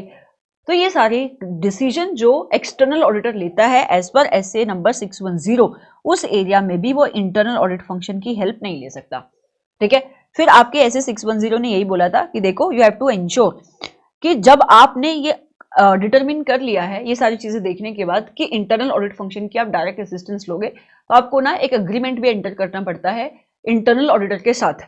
अच्छा, अग्रीमेंट किसके साथ एंटर करेगा? एक्सटर्नल ऑडिटर एक अग्रीमेंट एंटर करेगा इंटरनल ऑडिटर के साथ, जहां पे वो एक रिटर्न अग्रीमेंट ऑब्टेन करेगा इंटरनल ऑडिटर से कि जो भी इंफॉर्मेशन उनको मिलेगी while doing the work for the external auditor वो उसको confidential रखेंगे एंड एक्सटर्नल ऑडिटर को बताएंगे if there comes any circumstance because of which internal auditor की ऑब्जेक्टिविटी अफेक्ट हो सकती है। ऐसा ही एक एग्रीमेंट एक्सटर्नल ऑडिटर एंटर करेगा with the client also, right, कि क्लाइंट अब इंटरनल ऑडिटर को गाइड नहीं करेगा, अब जो भी काम इंटरनल ऑडिटर करेगा that will be for the external auditor. So you will obtain a return agreement from the authorized representative of the entity that relating to what, that internal auditors are now allowed to work for the external auditor, they are allowed to work as per the external auditor's instruction and client will not intervene in their work। client उस काम के बीच में टांग नहीं अड़ाएगा, सी, क्योंकि जो internal auditor है उनकी अपॉइंटमेंट किसने करी? आपकी क्लाइंट ने, ठीक है। तो जहां पे आप इंटरनल ऑडिट फंक्शन को यूज करना चाहते हो, आप उनके काम को यूज करना चाहते हो, आप उनकी डायरेक्ट असिस्टेंस लेना चाहते हो स्पेसिफिकली, तो आप क्लाइंट के साथ एक एग्रीमेंट एंटर करो कि now your internal auditors are going to work for me, they are going to perform the procedure for me, so you will not intervene. Okay, इसके साथ साथ ये ऑब्जेक्टिव एसए 610 ने एक्सटर्नल ऑडिटर के ऊपर set किया था कि जहां पे भी आप डायरेक्ट असिस्टेंस लेते हो इंटरनल ऑडिटर की, भले ही एक्सटर्नल ऑडिटर उनसे अपना काम करा रहा है, लेकिन एक्सटर्नल ऑडिटर की रिस्पॉन्सिबिलिटी रहेगी इंटरनल ऑडिटर को डायरेक्ट करने की, उनको सुपरवाइज करने की, जो काम इंटरनल ऑडिटर एक्सटर्नल ऑडिटर के लिए करके दे रहे हैं उन काम को रिव्यू करने की। सो लास्ट में वही लिखा हुआ है, external auditor shall direct, supervise and review the work performed by the internal auditor as पर SA number 220। Are you getting me? So ये पूरा का पूरा अगर मैं आपको बोलूँ ना, ये जो डायरेक्ट असिस्टेंस वाला आपका कंसेप्ट बनता है 610 का, एक समराइज्ड वर्जन यहाँ पे लिखा हुआ है। तो क्या ये क्वेश्चन एग्जाम के अंदर आ सकता है? यस, डेफिनेटली एग्जाम के अंदर पूछा गया क्वेश्चन है, तभी यहाँ पे डिस्कस किया। Question number 2 is a good question, ऐसा क्वेश्चन एग्जाम के अंदर आ सकता है, ठीक है। ध्यान से देखना, क्वेश्चन कहता है, ये थोड़ा सा एप्लीकेशन बेस्ड क्वेश्चन हो जाता है, जो हमने स्टैंडर्ड के अंदर पढ़ा है ना 610 के अंदर, उसको अप्लाई करने का क्वेश्चन है। क्वेश्चन कहता है CAX है, एक प्रैक्टिसिंग चार्टर्ड अकाउंटेंट है और इसको अपॉइंट किया है as the internal auditor of a company जिसका नाम है textile limited. Okay, he conducted the physical verification of inventory at year end. तो 31 मार्च मान लेते हैं आप जिस फाइनेंशियल ईयर की ऑडिट कर रहे हो, दैट इज फाइनेंशियल ईयर 2024-2025। तो आपने फिजिकल वेरिफिकेशन कंडक्ट करी है एज ऑन 31 मार्च 2025 और जो रिपोर्ट इंटरनल ऑडिटर ने बनाई वो रिपोर्ट बनाकर उसने हैंडओवर कर दी है टू CAY जो कि आपकी कंपनी का स्टैट्यूटरी ऑडिटर है, for his view and reporting. उसका व्यू लेने के लिए एंड उसकी रिपोर्टिंग के लिए क्वेश्चन पूछता है कि क्या CAY जो कि कंपनी का स्टैट्यूटरी ऑडिटर है उस रिपोर्ट के ऊपर रिलाई कर सकता है अपने काम के लिए। ठीक है, तो यहाँ पे आपको क्या समझ में आ रहा है कि CAY जो कंपनी का एक्सटर्नल ऑडिटर है वो एक रिपोर्ट के ऊपर भरोसा करेगा अपना एविडेंसेस कलेक्ट करने के लिए जो इंटरनल ऑडिटर ने बना के दी है। सो मैं ये कह सकती हूं कि in this situation CAY who is the external auditor of your company is going to use the work of internal auditor. And question का आंसर है यस, डेफिनेटली। तो क्या यहाँ पे SA 610 एप्लीकेबल हो जाएगा? यस। तो क्या उसको ऐसे डायरेक्टली जो काम इंटरनल ऑडिटर ने किया उस काम को यूज कर लेना चाहिए या कुछ चीजों को आपको पहले देखना पड़ेगा? यस, आपको सबसे पहले डिटरमाइन करना पड़ेगा कि क्या आप इंटरनल ऑडिटर ने जो काम किया उस काम को यूज कर सकते हो या नहीं, है ना। मतलब सबसे पहले आपको वो 3 चीजें देखनी पड़ेगी। नंबर 1 कि ऑर्गेनाइजेशनल स्टेटस कैसा है इंटरनल ऑडिटर्स का, क्या organisational status and related policies and procedure organisation की उसकी ऑब्जेक्टिविटी को सपोर्ट करती हैं, उसकी कॉम्पिटेंस कैसी है, इंटरनल ऑडिटर ने अपने काम को करने के लिए क्या एक सिस्टमैटिक एंड डिसिप्लिन्ड अप्रोच को फॉलो किया है। अगर इन तीनों क्वेश्चन का आंसर है यस तो आप उसके काम को यूज करने का सोच सकते हो, और अगर इन तीनों क्वेश्चन में से किसी भी क्वेश्चन का आंसर है नहीं तो आप उसके काम को यूज नहीं करोगे। तो सबसे पहले आपको इस क्वेश्चन में यही लिखना है। ओके, उसके बाद भी हमने ऐसे 610 के अंदर ये भी तो पढ़ा था कि एक्सटर्नल ऑडिटर भले ही इंटरनल ऑडिटर के काम को यूज करेगा बट अल्टीमेटली ओपिनियन को लेकर रिस्पॉन्सिबिलिटी किसकी रहेगी? एक्सटर्नल ऑडिटर की ही रहेगी, क्योंकि फाइनेंशियल स्टेटमेंट के ऊपर ओपिनियन को दे रहा है एक्सटर्नल ऑडिटर, तो उसकी सोल रिस्पॉन्सिबिलिटी है उसके ओपिनियन को लेकर। तो इसका मतलब क्या कि भले ही आप इंटरनल ऑडिट फंक्शन के काम को यूज कर रहे हो, एक्सटर्नल ऑडिटर को इंटरनल ऑडिट फंक्शन ने जो काम किया उस काम की एप्रोप्रिएटनेस को पहले इवेलुएट करना पड़ेगा, ये देखना पड़ेगा कि वो काम उसकी ऑडिट की पर्पस के लिए रेलिवेंट है। जैसे कि इस गिवन सिनेरियो के अंदर इंटरनल ऑडिटर ने क्या किया है, इंटरनल ऑडिटर ने फिजिकल वेरिफिकेशन करी, अपनी रिपोर्ट उसने स्टैट्यूटरी ऑडिटर मतलब एक्सटर्नल ऑडिटर को सबमिट कर दी। तो अब एक्सटर्नल ऑडिटर को समझना पड़ेगा कि यार जब इसने फिजिकल वेरिफिकेशन करी तो इसने कवरेज कितनी करी। कवरेज का मतलब होता है जैसे कि अगर आपके 10 स्टोर हैं जहां पे आपका स्टॉक पड़ा हुआ है, उसमें से कितना आपने कवर किया, कितने का आपने फिजिकल वेरिफिकेशन किया परसेंटेज के अंदर, राइट। आपने क्या प्रोसीजर फॉलो करे। अभी external auditor internal audit function के काम को जानने के लिए किसने क्या काम किया, ये काम एप्रोप्रिएट है या नहीं, अपने एंड पे भी कुछ टेस्ट बेसिस पे प्रोसीजर परफॉर्म कर सकता है। और ये सब कुछ करने के बाद अगर एक्सटर्नल ऑडिटर को लगता है कि yes the work which is being performed by internal auditor is appropriate, तो वो इसके काम को यूज कर सकता है, क्योंकि एक्सटर्नल ऑडिटर के ओपिनियन की रिस्पॉन्सिबिलिटी उसी की रहेगी। तो उसको कुछ चीजें इवेल्युएट करके ही इंटरनल ऑडिटर के किए हुए काम को यूज करना पड़ेगा। जो मैंने आपको अभी इतना बोल दिया ना हिंदी के अंदर, यही सब कुछ यहाँ पे इंग्लिश में लिखा हुआ है, एक एक लाइन मैं बताऊं। देखो उसने सबसे पहले बोला एज पर ऐसे नंबर 610 स्टैंडर्ड का नंबर फिर नाम। तो आप सबसे पहले डिटरमाइन करते हो कि क्या इंटरनल ऑडिटर के काम को आप यूज कर सकते हो या नहीं, और ये इवेल्युएट करने के लिए एक्सटर्नल ऑडिटर 3 चीजें देखता है। Number 1 organisational status, number 2 objectivity competence, ठीक है। एंड अच्छा सॉरी, ये इसका ही पॉइंट है कि क्या ऑर्गेनाइजेशनल स्टेटस ऐसा है कि वो सपोर्ट करता है ऑब्जेक्टिविटी को, दूसरा क्या कॉम्पिटेंस, तीसरा क्या सिस्टमैटिक एंड डिसिप्लिन्ड अप्रोच। अगर इन तीनों चीजों में से कोई भी चीज मिसिंग है तो external auditor internal audit function के काम को यूज नहीं करेगा, ये इसने आगे लिखा है। फिर उसने बताया कि गिवन सिनेरियो के अंदर क्या हो रहा है, ठीक है। फिर उसने आगे ये भी बताया कि देखो CAY को असर्टेन करना चाहिए, कुछ चीजों को चेक करना चाहिए, जैसे कि आप ये देख लो कि जो इंटरनल ऑडिटर ने फिजिकल वेरिफिकेशन करी उनके काम का स्कोप क्या था, उन्होंने कितना एरिया कवर किया, क्या मेथड उन्होंने वेरिफिकेशन का फॉलो किया, राइट। वो रिव्यू करेगा फिजिकल वेरिफिकेशन की रिपोर्ट को जो इंटरनल ऑडिटर ने सबमिट करी है। ऑल्सो वो अपने एंड पे भी कुछ आइटम को टेस्ट चेक कर सकता है, ऑब्जर्वेशन का जो प्रोसीजर है वो परफॉर्म कर सकता है। सो ये कुछ काम है जो एक्सटर्नल ऑडिटर करेगा to evaluate the appropriateness of the work which is done by the internal auditor। तो कंक्लूजन में यही लिखा हुआ है कि ये सब कुछ करने के बाद अगर एक्सटर्नल ऑडिटर को लगता है कि work which is done by the internal auditor is appropriate, तो वो उसके काम को यूज कर सकता है। और लास्ट में वही लिखा उसने, देखो, final responsibility to express an opinion on the financial statement remains with the external auditor, that is the statutory auditor of your company. समझ में आया? तो आप ऐसे क्वेश्चन पढ़ोगे और अगर आपको कंसेप्ट आता है, ये सब कुछ आपको 610 से मिल जाएगा, ठीक है। आपको कंसेप्ट आता है तो आप इजीली क्वेश्चन का आंसर दे पाओगे।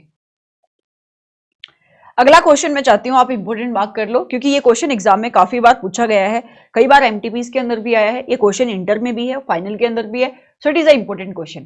क्वेश्चन बहुत अच्छा है और बहुत अच्छा एक कंसेप्ट है जो यहाँ पे कवर होगा। क्वेश्चन कहता है, मिस्टर ए को अपॉइंट किया है as a statutory auditor of a company जिसका नाम है XYZ limited, and XYZ limited एक ऐसी कंपनी है जिसके ऊपर एज पर section number 138 of companies act एक रिक्वायरमेंट भी एप्लीकेबल होती है कि इस कंपनी को स्टैट्यूटरी ऑडिटर अपॉइंट करने के साथ साथ इंटरनल ऑडिटर भी अपॉइंट करना है। तो इन्होंने मिस्टर बी को अपना इंटरनल ऑडिटर अपॉइंट किया है। सो कंपनी का स्टैट्यूटरी ऑडिटर कौन है? ए, और कंपनी का इंटरनल ऑडिटर कौन है? Mister B. Okay, external auditor जो है मिस्टर ए, उसने इंटरनल ऑडिटर को पूछा क्या कि तू मुझे डायरेक्ट असिस्टेंस प्रोवाइड करा दे। He asked mister B to provide him with direct assistance regarding what? Direct assistance का मतलब क्या होता है? डायरेक्ट असिस्टेंस का मतलब होता है कि आप अपना काम इंटरनल ऑडिटर से कराना चाहते हो, जो प्रोसीजर आपको परफॉर्म करने हैं वो प्रोसीजर आप खुद परफॉर्म ना करके वहां पे काम इंटरनल ऑडिटर से कराना चाहते हो। तो किस एरिया में मिस्टर ए मिस्टर बी की डायरेक्ट असिस्टेंस लेना चाहता है? Regarding the evaluation of significant accounting estimates by the management. तो आपको पता है ना, हमारी रिस्पॉन्सिबिलिटी होती है एज पर SA number 540 with respect to accounting estimate कि एक्सटर्नल ऑडिटर को इवेल्युएट करना पड़ता है कि मैनेजमेंट ने जो अकाउंटिंग एस्टिमेट लिए हैं वो रीजनेबल है या नहीं, है ना। जिन अजम्पशन के बेसिस पे आप अकाउंटिंग एस्टिमेट ले रहे हो वो अजम्पशन रीजनेबल होनी चाहिए, राइट। तो आप अपनी रिस्पॉन्सिबिलिटी को फुलफिल करने के लिए with respect to accounting estimate as पर एसए नंबर 540 आपने कुछ प्रोसीजर डिजाइन करे होंगे। वो प्रोसीजर आप ना किससे परफॉर्म कराना चाहते हो? इंटरनल ऑडिटर से। So you want to take the assistance of internal auditor while evaluating the significant accounting estimates by the management, right? And also दूसरा, जब आप असेसमेंट कर रहे हो रिस्क ऑफ मटेरियल मिसस्टेटमेंट की, ये आप कैसे करते हो बेटा? As per SA number 315। Question आपसे क्या पूछता है? दो एरिया हो गए। अच्छा, जब auditor risk of material misstatement की असेसमेंट करेगा तो वो क्या काम करेगा? वो काम करता है, ठीक है, वो एंटिटी को समझता है, उसके एनवायरमेंट को समझता है, जो आपकी एंटिटी का इंटरनल कंट्रोल सिस्टम है उसकी अंडरस्टैंडिंग ऑब्टेन करता है। ओके, तो ये दो एरिया में अपना काम करने के लिए external auditor wants to take the direct assistance of the internal auditor. Okay, question आपसे क्या पूछ रहा है? कहता है discuss whether mister A who is the statutory auditor can ask the direct assistance of mister B who is the company का internal auditor as stated above in view of auditing standard. अभी कौन सा standard यहाँ पे applicable होगा? As per SA number 610। आपको क्या लगता है, मिस्टर ए मिस्टर बी की डायरेक्ट असिस्टेंस ले सकता है इन एरिया के अंदर? तो मेरा तो जवाब ना है। क्यों? क्योंकि हमने पढ़ा हुआ है ना एसए 610 के अंदर कि जहां पे भी सिग्निफिकेंट जजमेंट लेनी पड़ती है ऑडिटर को during the performance of audit, वहां पे आप डायरेक्ट असिस्टेंस नहीं ले सकते। अभी आपने जो क्वेश्चन नंबर 1 देखा, क्वेश्चन नंबर 1 के अंदर भी तो यही बात थी। अच्छा, क्या आप एग्जांपल दे पाओगे कि कौन कौन सी सिग्निफिकेंट जजमेंट ऑडिटर लेता है during the course of audit? Yes, ये भी मैं चाहती हूं आप इंपोर्टेंट मार्क कर लो बेटा, ताकि आप ये वाले पॉइंट ना याद रखो, राइट।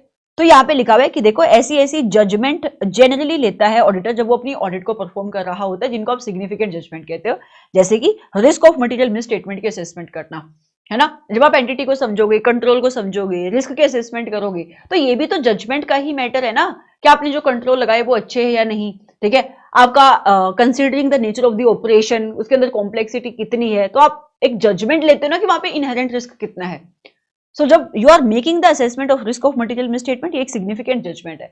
जब आप ये इवेल्युएट कर रहे हो कि जो टेस्ट आप परफॉर्म कर रहे हो वो सफिशिएंट टेस्ट है, राइट, वहां से आपको एविडेंसेस मिल जाएंगे। ये जजमेंट कौन ले रहा है? ऑडिटर लेता है। ओके, जब आपको ये एसेस करना पड़ता है कि मैनेजमेंट ने जो गोइंग कंसर्न अजम्पशन ली है, यूज की है for making the financial statement, वो एप्रोप्रिएट है या नहीं, तो भी आप अपनी जजमेंट देते हो। सी, ऑडिटर की रिस्पॉन्सिबिलिटी होती है ना एज पर एसए नंबर 570 कि मैनेजमेंट जो गोइंग कंसर्न बेसिस को यूज करे वो एप्रोप्रिएट है या नहीं, आपको ये इवेल्युएट करना पड़ता है। तो जब आप ये इवेल्युएट करके जजमेंट लेते हो कि हाँ मैनेजमेंट जो गोइंग कंसर्न बेसिस पे फाइनेंशियल स्टेटमेंट बना रही है आपके अकॉर्डिंग वो ठीक है, क्योंकि आपको कोई ऐसा इवेंट कंडीशन नहीं दिखाई दे रहा जिसकी वजह से आपको लगता है कि entity will not continue as a going concern in the future, ठीक है। ऑल्सो ये वाला एस्पेक्ट भी, जब मैनेजमेंट के अकाउंटिंग एस्टिमेट्स को आप टेस्ट कर रहे हो, मतलब आप ये टेस्ट कर रहे हो कि मैनेजमेंट जो अकाउंटिंग एस्टिमेट ले रही है वो रीजनेबल है या नहीं, तो आप भी तो जजमेंट लेते हो। क्योंकि अकाउंटिंग एस्टिमेट का मतलब क्या हुआ, मैं एग्जांपल ले रही हूँ, वैसे यहाँ पे सिग्निफिकेंट अकाउंटिंग एस्टिमेट की बात करी, मैं सिंपल से अकाउंटिंग एस्टिमेट का एग्जांपल लेती हूँ, जैसे कि प्रोविजन फॉर डाउटफुल डेट। तो आपकी मैनेजमेंट कहती है considering the records that we have in our hand, या पास्ट ट्रेंड को देखते हुए मुझे लगता है कि जितने मेरे डेटर है उसमें से 10% लोग मुझे पैसा नहीं देंगे, तो उसने 10% की प्रोविजन बनाई हुई है।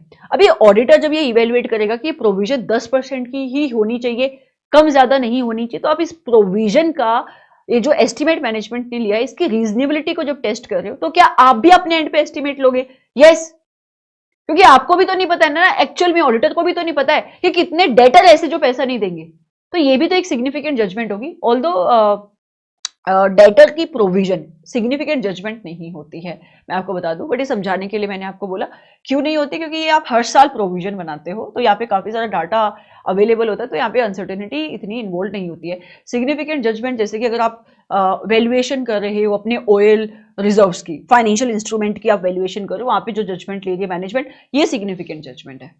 Are you getting me? तो यहाँ पे भी ऑडिटर की जजमेंट इन्वॉल्व होती है। जब ऑडिटर ये इवेल्युएट कर रहा है कि मैनेजमेंट ने जो डिस्क्लोजर दिए फाइनेंशियल स्टेटमेंट के अंदर वह अप्रोप्रिएट है या नहीं as per financial reporting framework, तो बेटा वो क्या है, वो एक जजमेंट लेता है, तो ये जजमेंट भी क्या होगी, सिग्निफिकेंट जजमेंट होगी। सो कहता है कि जब आप सिग्निफिकेंट जजमेंट लेते हो ना during the performance of the audit, उस टाइम पे सिग्निफिकेंट जजमेंट लेते वक्त आप डायरेक्ट असिस्टेंस नहीं ले सकते इंटरनल ऑडिटर की, या फिर उस एरिया में आप काम करवाना चाहते हो उनसे जहां पे risk of material miss statement high है, तो भी डायरेक्ट असिस्टेंस आप नहीं ले सकते, या फिर आप उनसे उसी एरिया में काम कराना चाहते हो जहां पे इंटरनल ऑडिटर ने खुद काम किया है, ये ऊपर आ चुका है क्वेश्चन, या फिर जो डिसीजन एक्सटर्नल ऑडिटर लेता है एज पर एसए नंबर 600।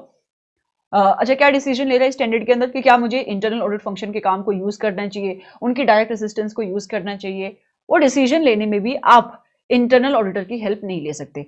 ठीक है, सो अगर मैं इस गिवन सिनेरियो में देखती हूं तो उसने दो एरिया में डायरेक्ट असिस्टेंस लेनी चाहिए इंटरनल ऑडिट फंक्शन की, वो कौन कौन सी है, evaluating the significant estimate done by the management, तो क्या यहाँ पे सिग्निफिकेंट जजमेंट लेना इन्वॉल्व है? यस। दूसरा कौन सा था, जब वो असेसमेंट कर रहा है risk of material misstatement की, क्या यहाँ पे भी वो सिग्निफिकेंट जजमेंट लेता है? यस। तो क्या इन दोनों ही एरिया में external auditor internal audit function का डायरेक्ट असिस्टेंस ले पाएगा? नहीं।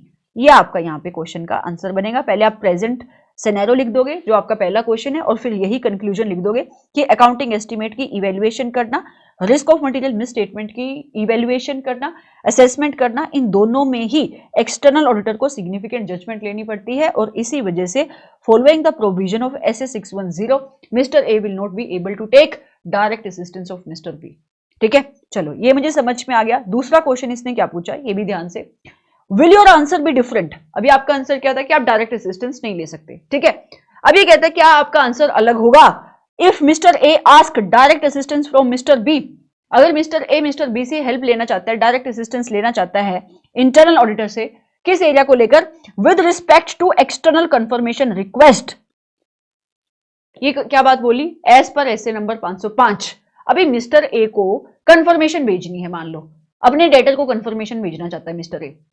अभी कंफर्मेशन भेजनी है तो डिजाइनिंग करनी पड़ेगी कंफर्मेशन की, है ना? तो उस एरिया में ये क्या, ये काम एक्सटर्नल कंफर्मेशन भेजना, उसकी डिजाइनिंग करना एज पर एसए नंबर 505, क्या ये काम मिस्टर बी से करा सकता है इंटरनल ऑडिटर से? तो इसका आंसर भी नहीं है। और ये नहीं क्यों है? तो बेटा जब आप इस क्वेश्चन का आंसर पढ़ने के लिए जाते हो ना, पहला जो इन्होंने लाइन लिखी हुई है वो 610 की नहीं है, वो 505 की है। मतलब जब आप एसए नंबर 505 पढ़ते हो वहां पे ये लिखा हुआ है कि जब भी external auditor external confirmation procedure को यूज करेगा अपने एविडेंसेस कलेक्ट करने के लिए, तो ये एक्सटर्नल ऑडिटर की रिस्पॉन्सिबिलिटी होगी to maintain the control over external confirmation procedure. तो मतलब जब आप ये डिसाइड कर रहे हो कंफर्मेशन किसको भेजनी है, क्या इंफॉर्मेशन को लेकर कंफर्मेशन मंगवानी है, जब आप डिजाइन कर रहे हो कंफर्मेशन रिक्वेस्ट को, ये सारे काम कौन करेगा? इसके इस सारी प्रोसेस के ऊपर कंट्रोल को एक्सरसाइज करने की रिस्पॉन्सिबिलिटी किसकी होगी? एक्सटर्नल ऑडिटर की। क्या ये ऐसे शेल लिखा हुआ है? यस। मैं आपको ना ऐसे 505 का टेक्स्ट दिखाती हूं, मैंने खोल के रखा हुआ है। आप भी अपनी बुक खोलोगे, जो भी आप टीचर का बुक रेफर कर रहे हो, अगर मेरा ही बुक है तो बहुत अच्छी बात है, तो आपको ये टेक्स्ट मिल जाएगा। बेटा देखो, ये 505 का कंसेप्ट है, कहता है when using external confirmation procedure the auditor shall, तो जब भी एक्सटर्नल ऑडिटर कंफर्मेशन प्रोसीजर को यूज करेगा अपने sufficient and appropriate audit evidences collect करने के लिए, एक्सटर्नल ऑडिटर के लिए मैंडेटरी है कि वो मेंटेन करे control over the external confirmation request. तो मतलब ये जो सारे काम आपको करने पड़ते हैं ना, as per SA number 505 determine करो कि क्या इंफॉर्मेशन आपको रिक्वेस्ट करनी है, क्या इंफॉर्मेशन आपको कंफर्म करनी है, ठीक है। कंफर्मिंग पार्टी कौन होगी, कंफर्मेशन रिक्वेस्ट की डिजाइनिंग करना, उसको कंफर्मेशन रिक्वेस्ट को सेंड करना, फॉलो अप लेना, इस सारी प्रोसेस के ऊपर कंट्रोल जो मेंटेन करेगा वो कौन होगा, आपका एक्सटर्नल ऑडिटर होगा। तो आप यहां पे इंटरनल ऑडिट फंक्शन की डायरेक्ट असिस्टेंस नहीं ले सकते। आप नीचे आके ना एक क्वेश्चन का आंसर पढ़ने के लिए जाओगे, यही लिखा हुआ है, ठीक है। देखो ये आप पढ़ लेना, ये 505 की ये बात यहां पे लिखी हुई बेटा कि एक्सटर्नल ऑडिटर को ये कंट्रोल मेंटेन करने पड़ते हैं। ओके, ये अभी क्वेश्चन खत्म नहीं होता है, ये क्वेश्चन आगे भी चल रहा है। आगे कहता है, ये वापस आ जाओ कि इस एरिया में तो हमने डिसाइड कर लिया कि yes mister A mister B का असिस्टेंस नहीं ले पाएगा। दूसरा, and can mister A take the assistance of mister B for evaluating the result of external confirmation procedure. क्या बोला इसने, for evaluating the result of external confirmation procedure. इसका मतलब क्या हुआ, देखो जब आप ऐसे नंबर 505 पढ़ते हो तो लास्ट कंसेप्ट क्या आता है, यही तो है। आपने कंफर्मेशन भेजी डेटर को, है ना, कंफर्मेशन का रिस्पॉन्स आएगा सामने से। अभी कंफर्मेशन का जब रिस्पॉन्स आया तो रिस्पॉन्स ऐसे हो सकता है कि आपकी बुक्स ऑफ अकाउंट के अंदर डेटर का बैलेंस है 2 लाख रुपए, और डेटर से जब रिस्पॉन्स आया उसने कंफर्म किया कि मेरी बुक्स ऑफ अकाउंट के अंदर ये बैलेंस है लेट्स से 1 लाख रुपए। तो क्या अभी इनकंसिस्टेंसी आ गई, है ना, तो अभी ये इंडिकेट कर रहा है ना कि डेटर के बैलेंस में कहीं तो गलती है। तो क्या अभी इसको रिजोल्व करने के लिए ऑडिटर कुछ फर्दर प्रोसीजर परफॉर्म करेगा, यस। तो इस एरिया में आप उनकी हेल्प ले सकते हो, ये अलाउड है। मैं नीचे आके पढ़ती हूं, देखना ये जो मैंने मार्क किया हुआ है ना, आप भी इसको इंपोर्टेंट मार्क कर लो। असिस्टेंस में be used in assembling the information necessary for external auditor to resolve exception in confirmation request. कि देखो आपको जो प्रोसीजर परफॉर्म करने हैं, कोई इंफॉर्मेशन कलेक्ट करनी है, उस एक्सेप्शन को रिजोल्व करने के लिए जो आपको कंफर्मेशन की वजह से मिली, जैसे कि आपके बुक्स ऑफ अकाउंट में बैलेंस 2 लाख रुपए का था, सामने से रिस्पॉन्स आया वो कहता है 1 लाख रुपए का बैलेंस, तो एक्सेप्शन आ गई। अब इस एक्सेप्शन को रिजोल्व करने के लिए external auditor further audit procedure perform करेगा, ये लिखा हुआ है 505 के अंदर। तो आपको जो इंफॉर्मेशन चाहिए, मतलब आपको जो प्रोसीजर परफॉर्म करना है यहाँ पे, और उस प्रोसीजर को परफॉर्म करने के लिए जो इंफॉर्मेशन चाहिए, तो उस इंफॉर्मेशन को कलेक्ट करने के लिए you can take the direct assistance of internal audit function. लेकिन क्या, मैं इसको थोड़ा सा और एड ऑन करना चाहूंगी, क्या external auditor internal audit function से अपने प्रोसीजर परफॉर्म करा सकता है, या अभी एडिशनल प्रोसीजर क्या परफॉर्म करना चाहिए एक्सटर्नल ऑडिटर को टू रिजोल्व दिस एक्सेप्शन, क्या ये डिसीजन इंटरनल ऑडिट फंक्शन ले सकता है? नहीं, ये डिसीजन इंटरनल ऑडिटर नहीं ले सकता। आप सिर्फ उनसे इंफॉर्मेशन असेंबल करने में उनकी हेल्प ले सकते हो। तो ये आपका एक क्वेश्चन है जो एग्जाम के अंदर काफी बार पूछा गया है और ये दोबारा से भी पूछा जा सकता है। It is a very good question. Okay, so I am reading the question number 4। Question number 4 ना बिल्कुल क्वेश्चन नंबर 3 जैसा ही है, ठीक है। सो मैं आपसे चाहती हूँ कि क्वेश्चन नंबर 4 आप अपने एंड पे कवर करना। जब आप यहाँ पे पढ़ोगे क्वेश्चन नंबर 4 के अंदर, ऊपर हमने जब क्वेश्चन 4 अंडरस्टैंड किया तो वहां पे जिस एरिया में एक्सटर्नल ऑडिटर इंटरनल ऑडिटर की डायरेक्ट असिस्टेंस लेना चाहता था, वो था आपका for evaluating the management estimates and for assessing the risk of material misstatement, और ये दोनों के अंदर ही सिग्निफिकेंट जजमेंट इन्वॉल्व होती है, तो आप डायरेक्ट असिस्टेंस नहीं ले सकते। ऐसा आपके क्वेश्चन का आंसर बना था। क्वेश्चन नंबर 4 के अंदर भी ऐसा ही है बेटा, राइट। यहाँ पे एक्सटर्नल ऑडिटर जो कि है मिस्टर शीतल, वो लेना चाहती है इंटरनल ऑडिटर की direct assistance in the area for testing the sufficiency of for evaluating the sufficiency of test performed and for evaluating कि क्या आपकी मैनेजमेंट ने जो डिस्क्लोजर दिए हैं वो एडुकेट है या नहीं, और हमने वो लिस्ट देखी है। इन दोनों एरिया के अंदर भी सिग्निफिकेंट जजमेंट इन्वॉल्व होती है, तो यहाँ पे भी आप डायरेक्ट असिस्टेंस नहीं ले पाओगे। तो आपके इस क्वेश्चन का आंसर बहुत ही सिंपली बन जाएगा अगर आपने क्वेश्चन नंबर 3 पढ़ा है तो, ठीक है। सो इस वजह से मैं आगे बढ़ना चाहूंगी बेटा। I am moving forward to next question, that is question number 5। Again a very simple question, लेकिन यहाँ पे डॉक्यूमेंटेशन वाला एस्पेक्ट है जो अभी तक डिस्कस नहीं हुआ है, तो उसको मैं डिस्कस करना चाहती हूँ, that's why I am taking up this question, ठीक है। क्वेश्चन नंबर 5 कहता है स्मार्ट लिमिटेड एक मैन्युफैक्चरिंग यूनिट है and you are the external auditor of the company, और आप उस कंपनी के एक्सटर्नल ऑडिटर हो, तो मतलब आप इस कंपनी के स्टैट्यूटरी ऑडिटर हो। Internal auditors are also appointed as per the provision of companies act 2013। तो इस कंपनी के अंदर एज पर section number 138 of companies act 2013 internal auditors की अपॉइंटमेंट भी होती है। As an external auditor you want to use the internal auditors to provide the direct assistance for the audit. And क्योंकि आप ऐसे नंबर 610 पढ़ के आए होंगे, तो आप ना इंटरनल ऑडिटर्स की डायरेक्ट असिस्टेंस लेना चाहते हो, अपने प्रोसीजर परफॉर्म कराने के लिए उनकी हेल्प लेना चाहते हो। क्वेश्चन पूछता है स्टेट द सर्कमस्टांसेस कि कहां पे इंटरनल ऑडिटर की डायरेक्ट असिस्टेंस आप नहीं ले सकते। तो ये तो डायरेक्ट क्वेश्चन बन गया बेटा। ये तो हमने जब क्वेश्चन नंबर 4 क्वेश्चन नंबर 3 के अंदर जो डिस्कशन देखी वही डिस्कशन आपको सबसे पहले लिखनी पड़ेगी, तो आंसर मैं दोबारा से डिस्कस नहीं कर रही। ठीक है, चलो दूसरा एस्पेक्ट जिसकी वजह से मैंने ये क्वेश्चन टेकअप किया, what would you include in the audit documentation. तो मतलब अरे जहां पे एक्सटर्नल ऑडिटर ने इंटरनल ऑडिट फंक्शन का डायरेक्ट असिस्टेंस लिया, तो आप अपनी डॉक्यूमेंटेशन के अंदर क्या एस्पेक्ट्स इंक्लूड करोगे ये बता दो। तो मैं आपको बताऊं, बहुत ही सिंपल सा आंसर बनेगा। जो काम आप एज पर एसए नंबर 610 करते हो वो सारे डॉक्यूमेंट आपको करने हैं, बट आप काम करते क्या हो एज पर एसए नंबर 610। तो जब आप ये सोच रहे हो ना कि इस एंटिटी के अंदर जहां पे मैं ऑडिट कर रहा हूं एक इंटरनल ऑडिटर भी एग्जिस्ट करता है और आप उसकी डायरेक्ट असिस्टेंस लेने का सोच रहे हो, है ना, तो आप सबसे पहले जो डिटरमाइन करते हो वो करते हो कि क्या मैं इसकी डायरेक्ट असिस्टेंस ले सकता हूं। वो दो चीजें जो आप देखते हो, इनफैक्ट तीन चीजें, लो रेगुलेशन प्रोहिबिट तो नहीं करा, इसकी कॉम्पिटेंस और इसकी objectivity.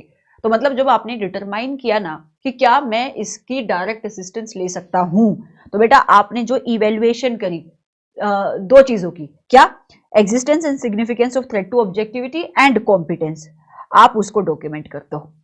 Are you getting me? Direct assistance आएगा ये। दूसरा, फिर आपने डिसाइड कर लिया कि ठीक है इसकी कॉम्पिटेंस भी अच्छी है ना, कोई लो रेगुलेशन भी प्रोहिबिट नहीं करता है एंड ऑब्जेक्टिविटी भी इसकी सही है, तो आप इसका काम, आप इसकी असिस्टेंस लेने का सोच रहे हो। तो दूसरा स्टेप क्या बोला था 610 ने, अब आप ये डिसाइड करो कि किस एरिया में आप इनकी डायरेक्ट असिस्टेंस ले सकते हो, कितना काम आप इनसे करा सकते हो। तो आपने जो डिसीजन लिया, द बेसिस फॉर डिसीजन, आप ये डॉक्यूमेंट करो कि किस बेसिस पे आपने ये डिसीजन लिया कि what is the work to be performed by the internal auditor, कि आप इनसे क्या काम करवाओगे, कितना काम करवाओगे regarding the nature and extent of the work to be performed by the internal auditor. ठीक है, इसके बाद क्या एसए 610 ने यह भी बोला था कि आप भले ही एक्सटर्नल ऑडिटर इंटरनल ऑडिटर से अपना काम करा सकते हैं, इनसे डायरेक्ट असिस्टेंस ले सकता है, but external auditor internal auditor के किए हुए काम का रिव्यू करेगा, इनको डायरेक्शन देगा, सुपरविजन ये करेगा। जो क्वेश्चन नंबर 1 हमने कवर किया उसका लास्ट पॉइंट यही तो था। तो मतलब आप ये भी डॉक्यूमेंट करो कि किसने, मतलब एंगेजमेंट टीम के किस मेंबर ने इंटरनल ऑडिटर के किए हुए काम को रिव्यू किया, किस डेट के ऊपर ये रिव्यू हुआ और कितना आपने रिव्यू किया, ये भी आपको डॉक्यूमेंट करना पड़ेगा as per SA number 230। Okay, अच्छा वैसे मैं बताऊं ये रिव्यू होता है एज पर एसए नंबर 220। अच्छा, डॉक्यूमेंटेशन 230 के अकॉर्डिंग होती है। ऑल्सो क्या ये भी हमने पढ़ा था कि जहां पे external auditor internal audit functions की डायरेक्ट असिस्टेंस लेता है, ये ऊपर भी आया था पहले क्वेश्चन के अंदर ही, वहां पे एक्सटर्नल ऑडिटर को इंटरनल ऑडिट फंक्शन के साथ, मतलब इंटरनल ऑडिटर के साथ एक अग्रीमेंट एंटर करना पड़ता है कि इंटरनल ऑडिटर को जो भी इंफॉर्मेशन मिलेगी वो इंफॉर्मेशन कॉन्फिडेंशियल वो रखेगा। ठीक है, एंड कोई भी थ्रेट टू ऑब्जेक्टिविटी अगर इंटरनल ऑडिटर को पता लगेगा, कोई भी ऐसा सर्कमस्टांस जिसकी वजह से एक significant threat to objectivity arise हो सकता है during the performance of the work, तो उन सर्कमस्टांसेस के बारे में भी इंटरनल ऑडिटर की रिस्पॉन्सिबिलिटी होगी to inform to the external auditor. तो यहाँ पे आप डॉक्यूमेंट करोगे कि जो रिटर्न एग्रीमेंट आपने ऑब्टेन किया है इंटरनल ऑडिटर से उसको, ठीक है, वो एग्रीमेंट को आप अपने वर्किंग पेपर में रखोगे और जो एग्रीमेंट आपने लिया है फ्रॉम द एंटिटी, ये भी ऊपर आया था। अच्छा, लास्ट में कहता है कि जो वर्किंग पेपर इंटरनल ऑडिटर बनाएगा, क्योंकि इंटरनल ऑडिटर आपके लिए काम कर रहे हैं तो वो वर्किंग पेपर बनाएगा, तो वो वर्किंग पेपर्स भी आपको अपनी डॉक्यूमेंटेशन में रखना पड़ेगा। तो डॉक्यूमेंटेशन के 5 पॉइंट लिखे, लेकिन ये 5 पॉइंट समझना बहुत सिंपल है। अगर आपको ऐसे 610 का कंसेप्ट आता है, वो फ्लो आता है कि अगर किसी एंटिटी के अंदर इंटरनल ऑडिटर एग्जिस्ट करते हैं और एक्सटर्नल ऑडिटर उनकी डायरेक्ट असिस्टेंस लेना चाहता है, तो सबसे पहले आप ये देख लो कि क्या आप उनकी डायरेक्ट असिस्टेंस ले सकते हो तो किस एरिया में आप उनकी डायरेक्ट असिस्टेंस ले सकते हो, कितना काम आप उनसे करा सकते हो, उसके बाद उनके किए हुए काम का रिव्यू आप करोगे। ठीक है, फिर आप उनके साथ अग्रीमेंट में एंटर करो एंड आप क्लाइंट के साथ भी अग्रीमेंट में एंटर करो और लास्ट में अच्छा, ये सारा आपने जो भी किया एज पर एसए नंबर 610, इसकी आपको डॉक्यूमेंटेशन करनी है। और लास्ट में जब ये इंटरनल ऑडिटर आपके लिए काम करके देगा तो आपको ये जो वर्किंग पेपर बनाएगा इंटरनल ऑडिटर, आपको ये वर्किंग पेपर भी अपनी वर्किंग पेपर के अंदर, अपनी डॉक्यूमेंटेशन के अंदर रखने पड़ेगा। तो ये सारी चीजें डॉक्यूमेंटेशन में आ जाएंगी। ठीक है, सो इस डॉक्यूमेंटेशन की वजह से मैंने आपका ये क्वेश्चन पिकअप किया। सो ये क्वेश्चन भी आ सकता है और इसको लिखना बहुत आसान होगा।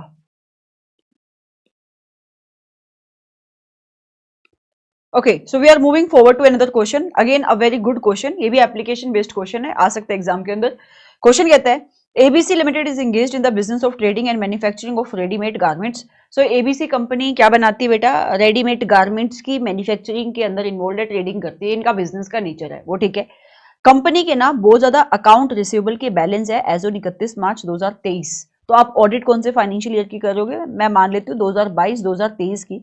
तो ऑडिटर कंपनी की बैलेंस शीट देखता है, बैलेंस शीट के अंदर उसको एसेट साइड के ऊपर अकाउंट रिसीवेबल का ह्यूज बैलेंस दिखाई देता है, जो कितना है बेटा, कितना है पता नहीं, लेकिन ह्यूज है। ओके, आगे कहता है क्वेश्चन, ऑडिटर ने इस एरिया को एसेस किया है as the high risk in the planning stage. तो जब उसने अपना ऑडिट का प्लान किया होगा तो उसने बोला अकाउंट रिसीवेबल के एरिया के अंदर रिस्क ज्यादा है। अच्छा, for the year ended 31 March 2023, in respect of valuation of account receivable, statutory auditor has assigned checking of the accuracy of aging of account receivables and provision made towards the doubtful receivable to the internal auditor। ये important बात है। So basically आप ना जिस company का audit कर रहे हो उस कंपनी ने इंटरनल ऑडिट भी वो कराती है, तो वहां पे इंटरनल ऑडिटर भी है। तो आपने क्या किया, मैं आपको थोड़ा सा इसको ना अकाउंट से समझाऊंगी तो आपको जल्दी समझ में आएगा। ठीक है, ऑल्दो मैं इसको ऐसे भी समझा सकती हूँ, बट कोई नहीं, थोड़ा सा और ज्ञान आप ले लो। तो सीन क्या है, यहाँ पे बैलेंस शीट है। ठीक है, बैलेंस शीट में यहाँ पे अकाउंट रिसीवेबल है, मान लेते 2 लाख रुपए का। यहाँ पे कंपनी ने प्रोविजन बनाई हुई है, अकाउंट रिसीवेबल मतलब इसको डेटर पकड़ के चलो। आपने प्रोविजन बनाई हुई, कितनी प्रोविजन बनाई हुई है? लेट्स से 10%, जो बनती है 20,000 रुपए। ओके, और आपने ऐसे बाहर दिखाया हुआ है 1,80,000 रुपए। तो बेटा ये होगी वैल्यूएशन, ये होगी वैल्यू ऑफ डेटर। तो क्या वैल्यूएशन एक असर्शन है? यस। आपने ये जो प्रोविजन बनाई है 10%, अच्छा मैंने 10% यहाँ पे एक कंसोलिडेटेड फिगर लिख दी, लेकिन क्वेश्चन में लिखा हुआ है कि जो आप प्रोविजन बना रहे हो that provision is based upon ageing. Ageing का मतलब कि जितना पुराना डेटर होगा उसका प्रोविजन का परसेंटेज उतना ही ज्यादा।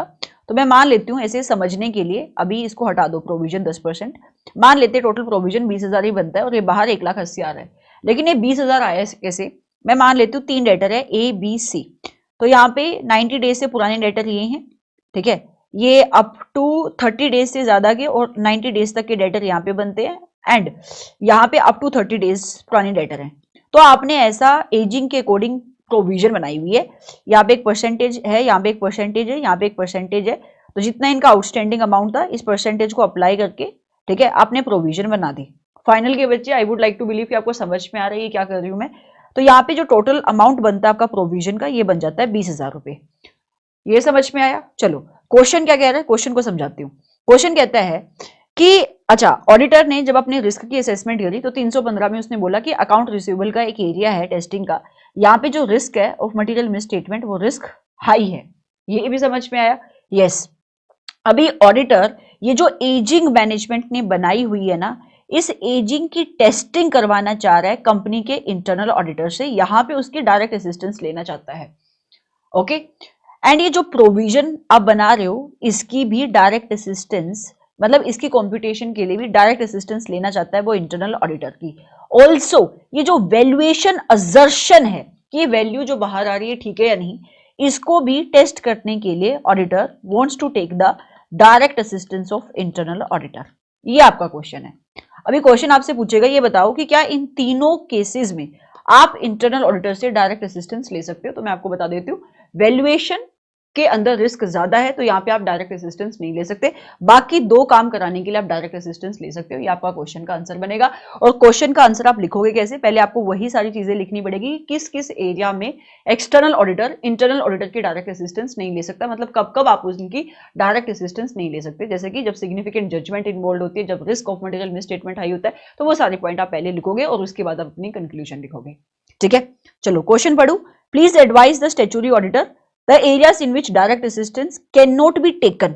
तो आपने क्या बताया, सबसे पहले वही पूछ रहा कि कब डायरेक्ट असिस्टेंस नहीं ले सकते, तो ये तो ऊपर आ चुका है, तो इसको मैं डिस्कस नहीं करूंगी, डायरेक्टली हमने एक दो बार पढ़ लिया ऊपर। क्वेश्चन आगे क्या कह रहा है, also comment that in this scenario, कि इस क्वेश्चन के अंदर whether statutory auditor can take the internal auditor assistance, ये भी मैंने आपको बता दिया कि हमारे क्वेश्चन के अंदर भी आप कहां पे डायरेक्ट असिस्टेंस ले सकते हो और कहां पे डायरेक्ट असिस्टेंस नहीं ले सकते हो। तो मैं कंक्लूजन पढ़ती हूँ खाली। In the present case, statutory auditor assigned the internal auditor to provide direct assistance regarding the checking of the accuracy of aging.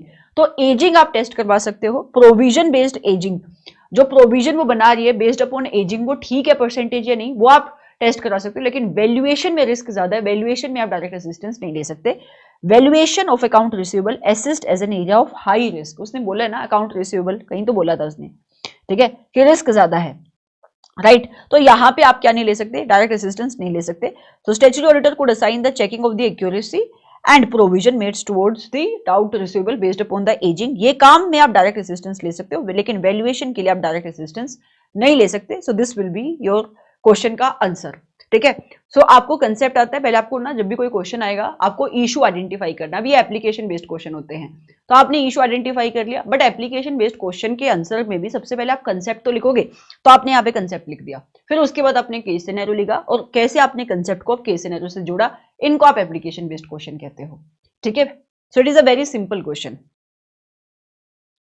Okay, so we are moving forward to next question. मैं चाहती हूँ कि इस question को भी अच्छा question आप mark करो और आप इसके साथ लिख दो SA 610 एंड SA नंबर 240। अच्छा, तो इसमें 240 की भी रेफरेंस है, यस। और अगर आप चाहो तो इस क्वेश्चन को आप एनोमली मार्क कर लो। एनोमली मतलब ऐसे क्वेश्चन होते हैं बेटा, जो क्वेश्चन आपको थोड़ा सा अनयूजुअल लगता है कि ऐसे डायरेक्टली कंसेप्ट से नहीं बनेगा, तो फिर मैं उन क्वेश्चंस को एनोमली बोल देती हूँ, समथिंग विच इज अनयूजुअल, जिसको आप ऑडिट में एक टर्म देते हो एनोमली, ठीक है। तो आप यहाँ पे फ्लैग वगैरह लगा के रखना कि एग्जाम से पहले आप इनको देख कर जाओ। क्वेश्चन क्या है, आपका सीए फर्म है जिसका नाम है STU एंड एसोसिएट्स, इनको अपॉइंट किया जा रहा है as a statutory auditor of a listed company. Company का नाम है फर्स्ट एंड लास्ट लिमिटेड। चलो, operating in petrochemical industry, company petrochemical industry में काम कर रही है पिछले 3 सालों से। सीए के इस एंगेजमेंट का एंगेजमेंट पार्टनर है और उसने कुछ सब्सटेंसिव प्रोसीजर डिजाइन करे हैं ऑन सेलेक्टेड असर्शन। तो इसका मतलब क्या हुआ, सिंपल सी बात है, आपको रिस्क मिला होगा मटेरियल मिस स्टेटमेंट का, उस रिस्क को एड्रेस करने के लिए आपने रिस्पॉन्सेज बनाए होंगे in the form of substantive audit procedure. अगर आपने सब्जेक्ट पढ़ा है तो आपको ये समझ में आ रहा होगा कि मैंने क्या बोला है, ठीक है। इसने लिखा भी है in response to the assessed risk of material misstatement for the year under audit.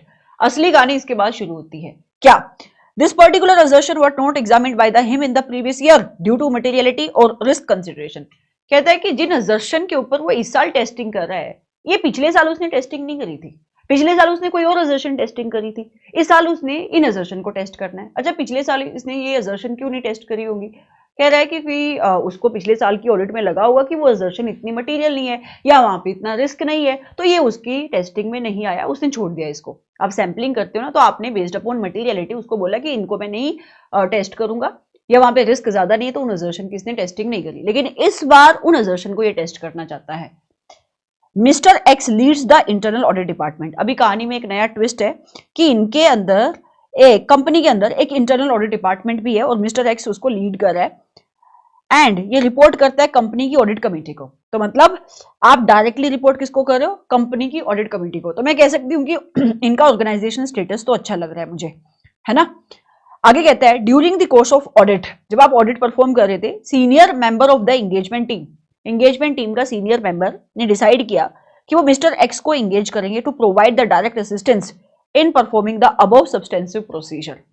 कि ये जो असर्शन आप इस साल टेस्ट करने वाले हो, जो भी सब्सटेंसिव प्रोसीजर आपने परफॉर्म करने का सोचा है, ठीक है, तो ये सब्सटेंसिव प्रोसीजर परफॉर्म करने के लिए आप डायरेक्ट असिस्टेंस लेना चाहते हो इंटरनल ऑडिटर की। क्वेश्चन पूछता है बेटा, कमेंट करो with respect to relevant standards on auditing, कि क्या with the relevant standards on auditing, यहाँ पे रेलिवेंट स्टैंडर्ड कौन सा होगा, आप डायरेक्ट असिस्टेंस लेना चाहते हो तो रेलिवेंट एसए विल बी 610। क्या एज पर एसए 610 आप डायरेक्ट असिस्टेंस ले सकते हो, पहला क्वेश्चन ये है। दूसरा question, also indicate the activities to be performed by the statutory auditor prior to using the internal auditor for providing the direct assistance। क्या आप ये भी बताओ कि डायरेक्ट असिस्टेंस लेने से पहले एक्सटर्नल ऑडिटर को क्या एक्टिविटीज परफॉर्म करनी पड़ेंगी, ठीक है। तो पहले दूसरे क्वेश्चन का आंसर मैं दे देती हूँ कि आपको रिटर्न एग्रीमेंट में एंटर करना पड़ता है, ठीक है, किसके साथ, एक एग्रीमेंट आप एंटिटी के साथ एंटर करते हो, दूसरा एग्रीमेंट आप इंटरनल ऑडिटर के साथ एंटर करते हो। ये ऊपर क्वेश्चन के अंदर आ चुका है। ओके, तो जहां पे आपने सोच ही लिया कि मुझे इनकी डायरेक्ट असिस्टेंस लेनी है, तो आप अग्रीमेंट एंटर करते हो। ये लास्ट पॉइंट है। आप इसके साथ साथ रिव्यू वाला पॉइंट भी डाल सकते हो कि यस, कि जहां पे आप इंटरनल ऑडिटर की डायरेक्ट असिस्टेंस लेते हो, in that situation external auditor की रिस्पॉन्सिबिलिटी होती है to give the direction, to supervise and to review the work which is being done by the internal auditor. तो ये तो आपके दूसरे क्वेश्चन का, दूसरे पार्ट का आंसर बन गया, ये ऊपर आ चुका है। ठीक है, अभी ये पहला पार्ट बहुत इंपॉर्टेंट है, ये जो आपसे पूछ रहा है, क्या इस एरिया के अंदर आप डायरेक्ट असिस्टेंस ले पाओगे इंटरनल ऑडिटर की या नहीं ले पाओगे? This is your question. कौन सा एरिया? बेटा ये कहता है कि पिछले साल आपने कुछ असर्शन की टेस्टिंग नहीं करी थी क्योंकि ऑडिटर को वो मटेरियल नहीं लगती थी या वहां पे रिस्क कम था, इस साल आप उसको टेस्ट करना चाहते हो। अभी जब आप इस क्वेश्चन का आंसर पढ़ने के लिए जाते हो तो इंस्टीट्यूट ने बोला है कि ऑडिटर, अच्छा ये है क्या? मतलब अभी अगर मैं आपको बोलूं आप क्लाइंट हो, इसको ऐसे समझो, अगर मैं आपको बोलूं कि आप क्लाइंट हो, है ना, पिछले साल तक ऑडिटर जब भी आता था सेल के अंदर ना दो असर्शन टेस्ट करके जाता था। एक है कंप्लीटनेस और दूसरा है लेट्स से आपका वैल्यूएशन, जिसको आप यहां पे कहते हो मेजरमेंट, है ना। तो आप ये दो असर्शन हमेशा टेस्ट करते थे कि भाई जितना भी सेल्स हुआ है आपने कंप्लीटली उसको बुक कर दिया है एंड सही वैल्यू के ऊपर आपने उसको मेजर किया है, सही वैल्यू के ऊपर आपने उसको रिकॉर्ड किया है। सिर्फ दो ही असर्शन आपने आज तक टेस्ट करी है, आपने कभी भी अक्यूरेंस की टेस्टिंग करी नहीं। इस असर्शन के ऊपर आपने कभी टेस्ट नहीं किया। क्यों? क्योंकि ऑडिटर को लेट्स से लगता था कि यार अक्यूरेंस में रिस्क नहीं है ना। अक्यूरेंस का मतलब क्या होता है कि जब आप अक्यूरेंस की टेस्टिंग कर रहे हो, इसका मतलब ऑडिटर चेक करता है कि आपने जितना भी सेल्स बुक किया वो एक्चुअल में इनकर भी हुआ है, ऐसे आपने कोई झूठा मोटा सेल्स नहीं दिखाया। तो ऑडिटर जब इस एरिया में काम करेगा, इसको आप कहते हो अक्यूरेंस के ऊपर एविडेंसेस कलेक्ट करना, अक्यूरेंस के ऊपर कंफर्ट लेना। तो अभी मैं आपसे पूछूं, अगर आपको पता है कि हर साल आपका ऑडिटर आता है, इन्हीं दो असर्शन की टेस्टिंग करता है, तो क्या आप कभी भी इन दो असर्शन के अंदर फ्रॉड करोगे? गलती सिर्फ गलती हो जाए तो अलग बात है, लेकिन क्या आप इंटेंशनली फ्रॉड करोगे? यहाँ पे नहीं। लेकिन जब आपको पता है कि ऑडिटर इस असर्शन को कभी भी उठाता नहीं है, तो क्या आप झूठी मोटी सेल्स बुक करोगे? यस, कर सकते हो ना। तो मतलब इस साल आप अक्यूरेंस की टेस्टिंग क्यों करना चाह रहे हो? अभी आपको, ये तो मैनेजमेंट के पर्सपेक्टिव से मैंने बात बोली, अभी आपको ऑडिटर के पर्सपेक्टिव से समझना है। सो ऑडिटर इस साल अक्यूरेंस को इसलिए टेस्ट करना चाहता है क्योंकि क्लाइंट को पता है कि आप इसको हाथ नहीं लगाते, है ना। तो कुछ तो रिस्क ऑफ फ्रॉड ऑडिटर को दिखा होगा और वो अपने रिस्पॉन्स के अंदर एक अनप्रिडिक्टेबिलिटी का एलिमेंट डाल रहा है, एक सरप्राइज एलिमेंट डाल रहा है कि क्लाइंट एक्सपेक्ट कर रहा है कि आप कंप्लीटनेस और मेजरमेंट को ही टेस्ट करोगे और वो अक्यूरेंस को टेस्ट करेगा इस बार। ये कंसेप्ट कहीं तो पढ़ा होगा आपने। यस, अगर आपको अच्छे से कंसेप्ट आते हैं तो आपने ना एसए नंबर 240 पढ़ा होगा बेटा। ये देखो, response to address the risk of material misstatement. Auditor जब अपने रिस्पॉन्स बनाता है तो उस रिस्पॉन्स में जहां पे उसको रिस्क ऑफ फ्रॉड मिलता है, उस रिस्क ऑफ फ्रॉड को एड्रेस करने के लिए ऑडिटर एक रिस्पॉन्स क्या बना सकता है? वो अपने प्रोसीजर के अंदर, ऑडिट प्रोसीजर के अंदर इनकॉर्पोरेट कर सकता है एन एलिमेंट ऑफ अनप्रिडिक्टेबिलिटी, जिसको आप कहते हो सरप्राइज एलिमेंट। या आप अपना ऐसे 240 खोलोगे ना, रिस्पॉन्सेस के अंदर आपको ये लाइन मिल जाएगी। Are you getting me? तो अभी क्योंकि यहाँ पे आपको रिस्क फ्रॉड का है, तो अगर आप इसको ऐसे देखोगे तो क्या ये एरिया में आपको डायरेक्ट असिस्टेंस लेनी चाहिए? नहीं। अब इसको दूसरे तरीके से देखोगे, अनप्रिडिक्टेबिलिटी का एलिमेंट आप डाल रहे हो, तो अगर आपने बता ही दिया उसको, किसको? इंटरनल ऑडिटर को, जो डायरेक्टली आपकी मैनेजमेंट को रिपोर्ट कर रहा है, ऑडिट कमेटी को रिपोर्ट करता है, वो जाके बता नहीं देगा कि इस बार अक्यूरेंस की टेस्टिंग करने वाले, तो जो पर्पस थी वो फॉरफिट हो जाएगी आपकी। तो this is the answer that you are going to write. ठीक है, मैं एक बार आंसर आपके लिए आंसर पढ़ देती हूँ कि कैसे इंस्टीट्यूट ने आंसर लिखा है।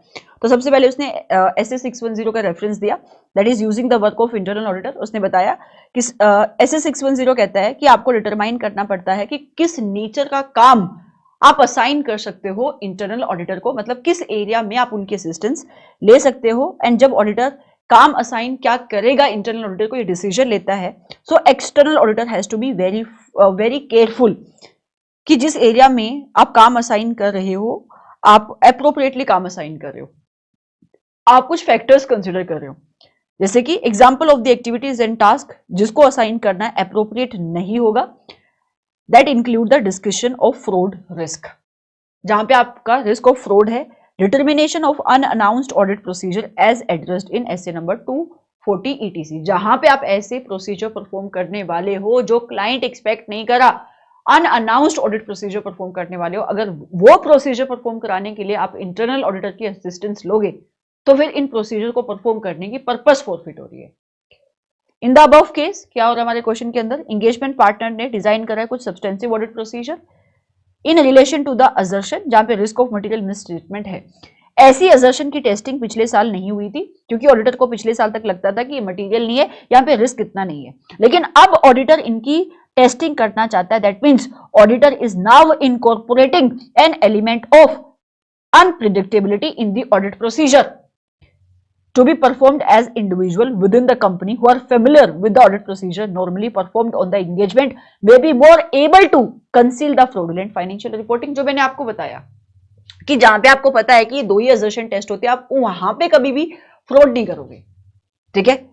Therefore, ऐसे केसेस के अंदर अगर आप इंटरनल ऑडिटर को यूज करोगे to provide the direct assistance, it could prove to be counter productive. Counter productive का मतलब होता है कि जो पर्पस उसको फुलफिल करनी थी वो पर्पस वो फुलफिल नहीं करेगा वो procedure, and it will defeat the purpose of designing such a substantive audit procedure. इसी वजह से जो आपका एक्सटर्नल ऑडिटर ये डिसीजन ले रहा है कि इस मैटर के रिलेशन में मुझे इंटरनल ऑडिटर की डायरेक्ट असिस्टेंस लेनी चाहिए, दैट इज नॉट अप्रोप्रिएट। ये आपके इस क्वेश्चन का आंसर बनेगा, ठीक है। थोड़ा सा अनयूजुअल है, ऐसे 240 और 610 को मिक्स करके क्वेश्चन बनाया है, बट मैंने आपको बताया कि कैसे आप इस क्वेश्चन का आंसर लिखोगे, और जो सेकंड पार्ट है उसको हम ऑलरेडी डिस्कस कर चुके हैं। तो ये आपके ऐसे 610 के क्वेश्चन थे। ओके, लेट मी सी कि कोई एडिशनल क्वेश्चन है जो मैंने निकाला है तो उसको भी डिस्कस करते हैं, नहीं तो फिर अगले स्टैंडर्ड की तरफ हम बढ़ रहे हैं। एक और क्वेश्चन है ऐसे 610 का that I would like to take, ठीक है। ये क्वेश्चन आपसे बन जाएगा, जो रेगुलर बैच का बच्चा है उससे बन जाएगा, क्योंकि 610 का जो मैंने आपको कंटेंट कराया है क्लास के अंदर वो इंटर वाला है, और इंटर में 610 ज्यादा डिटेल्ड है एज कंपेयर टू एसएम का। अगर आप फाइनल का मॉड्यूल खोल के देखते हो तो ये क्वेश्चन आपसे बन जाएगा। क्वेश्चन बहुत सिंपल है। क्वेश्चन कहता है, अच्छा जो बच्चा क्वेश्चन बैंक बैच को रेफर कर रहा है तो वो यहां से कर ले बेटा। ओके, क्वेश्चन कहता है in the course of statutory audit of a company जिसका नाम है जेड लिमिटेड, उसके स्टैट्यूटरी ऑडिटर ने having determined that the work of internal auditor is likely to be adequate for the purpose of statutory audit. तो आप statutory audit कर रहे हो एक कंपनी की जिसका नाम है जेड लिमिटेड, और स्टैट्यूटरी ऑडिटर को लगता है कि जो इंटरनल ऑडिट फंक्शन काम कर रहा है उसका काम उसकी ऑडिट के लिए रेलिवेंट होगा, एडुकेट होगा, तो उसने ये डिसाइड कर लिया है wanted to use the work of internal auditor in respect of physical verification of fixed asset। So अभी क्या हुआ होगा, ऐसा एक क्वेश्चन हमने देखा भी, ठीक है, कि इंटरनल ऑडिटर ने फिक्स्ड एसेट की फिजिकल वेरिफिकेशन करी है, एक्सटर्नल ऑडिटर को भी ये काम करना पड़ता है। तो instead of doing this work, external auditor सोच रहा है कि जो फिक्स्ड एसेट की वेरिफिकेशन की रिपोर्ट इंटरनल ऑडिटर की है उसको ही मैं यूज कर लेता हूं। ओके, क्वेश्चन पूछ रहा है आपसे, how an evaluation of this specific work need to be done by the internal auditor, कि कैसे वो इनके काम को यूज करने से पहले एक्सटर्नल ऑडिटर इंटरनल ऑडिटर के काम की इवेल्युएशन करेगा। ये आपका क्वेश्चन है, ठीक है।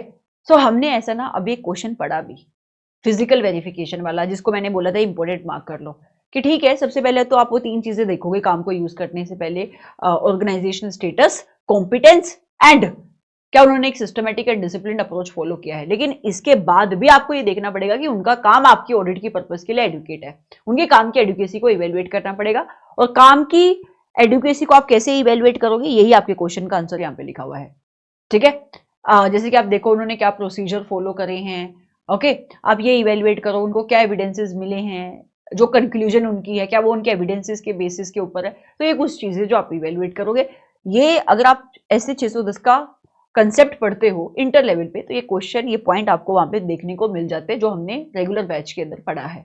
ओके, तो मैं पढ़ना शुरू करूंगी। कहता है स्टैट्यूटरी ऑडिटर जब अपनी ऑडिट को परफॉर्म कर रहा है उसको इवेल्युएशन करनी पड़ती है इंटरनल ऑडिट फंक्शन की, कि वो डिटरमाइन करे कि किस एक्सटेंट तक, इसको मैं कहती हूँ सिचुएशन 1 का स्टेप नंबर 2, कि सबसे पहले आप डिटरमाइन करते हो कि क्या इंटरनल ऑडिट फंक्शन के काम को आप यूज कर सकते हो, उसके बाद आप ये डिसीजन लेते हो कि यस अगर मैं उसके काम को यूज कर सकता हूँ तो कितना उसके काम को मैं यूज कर सकता हूँ।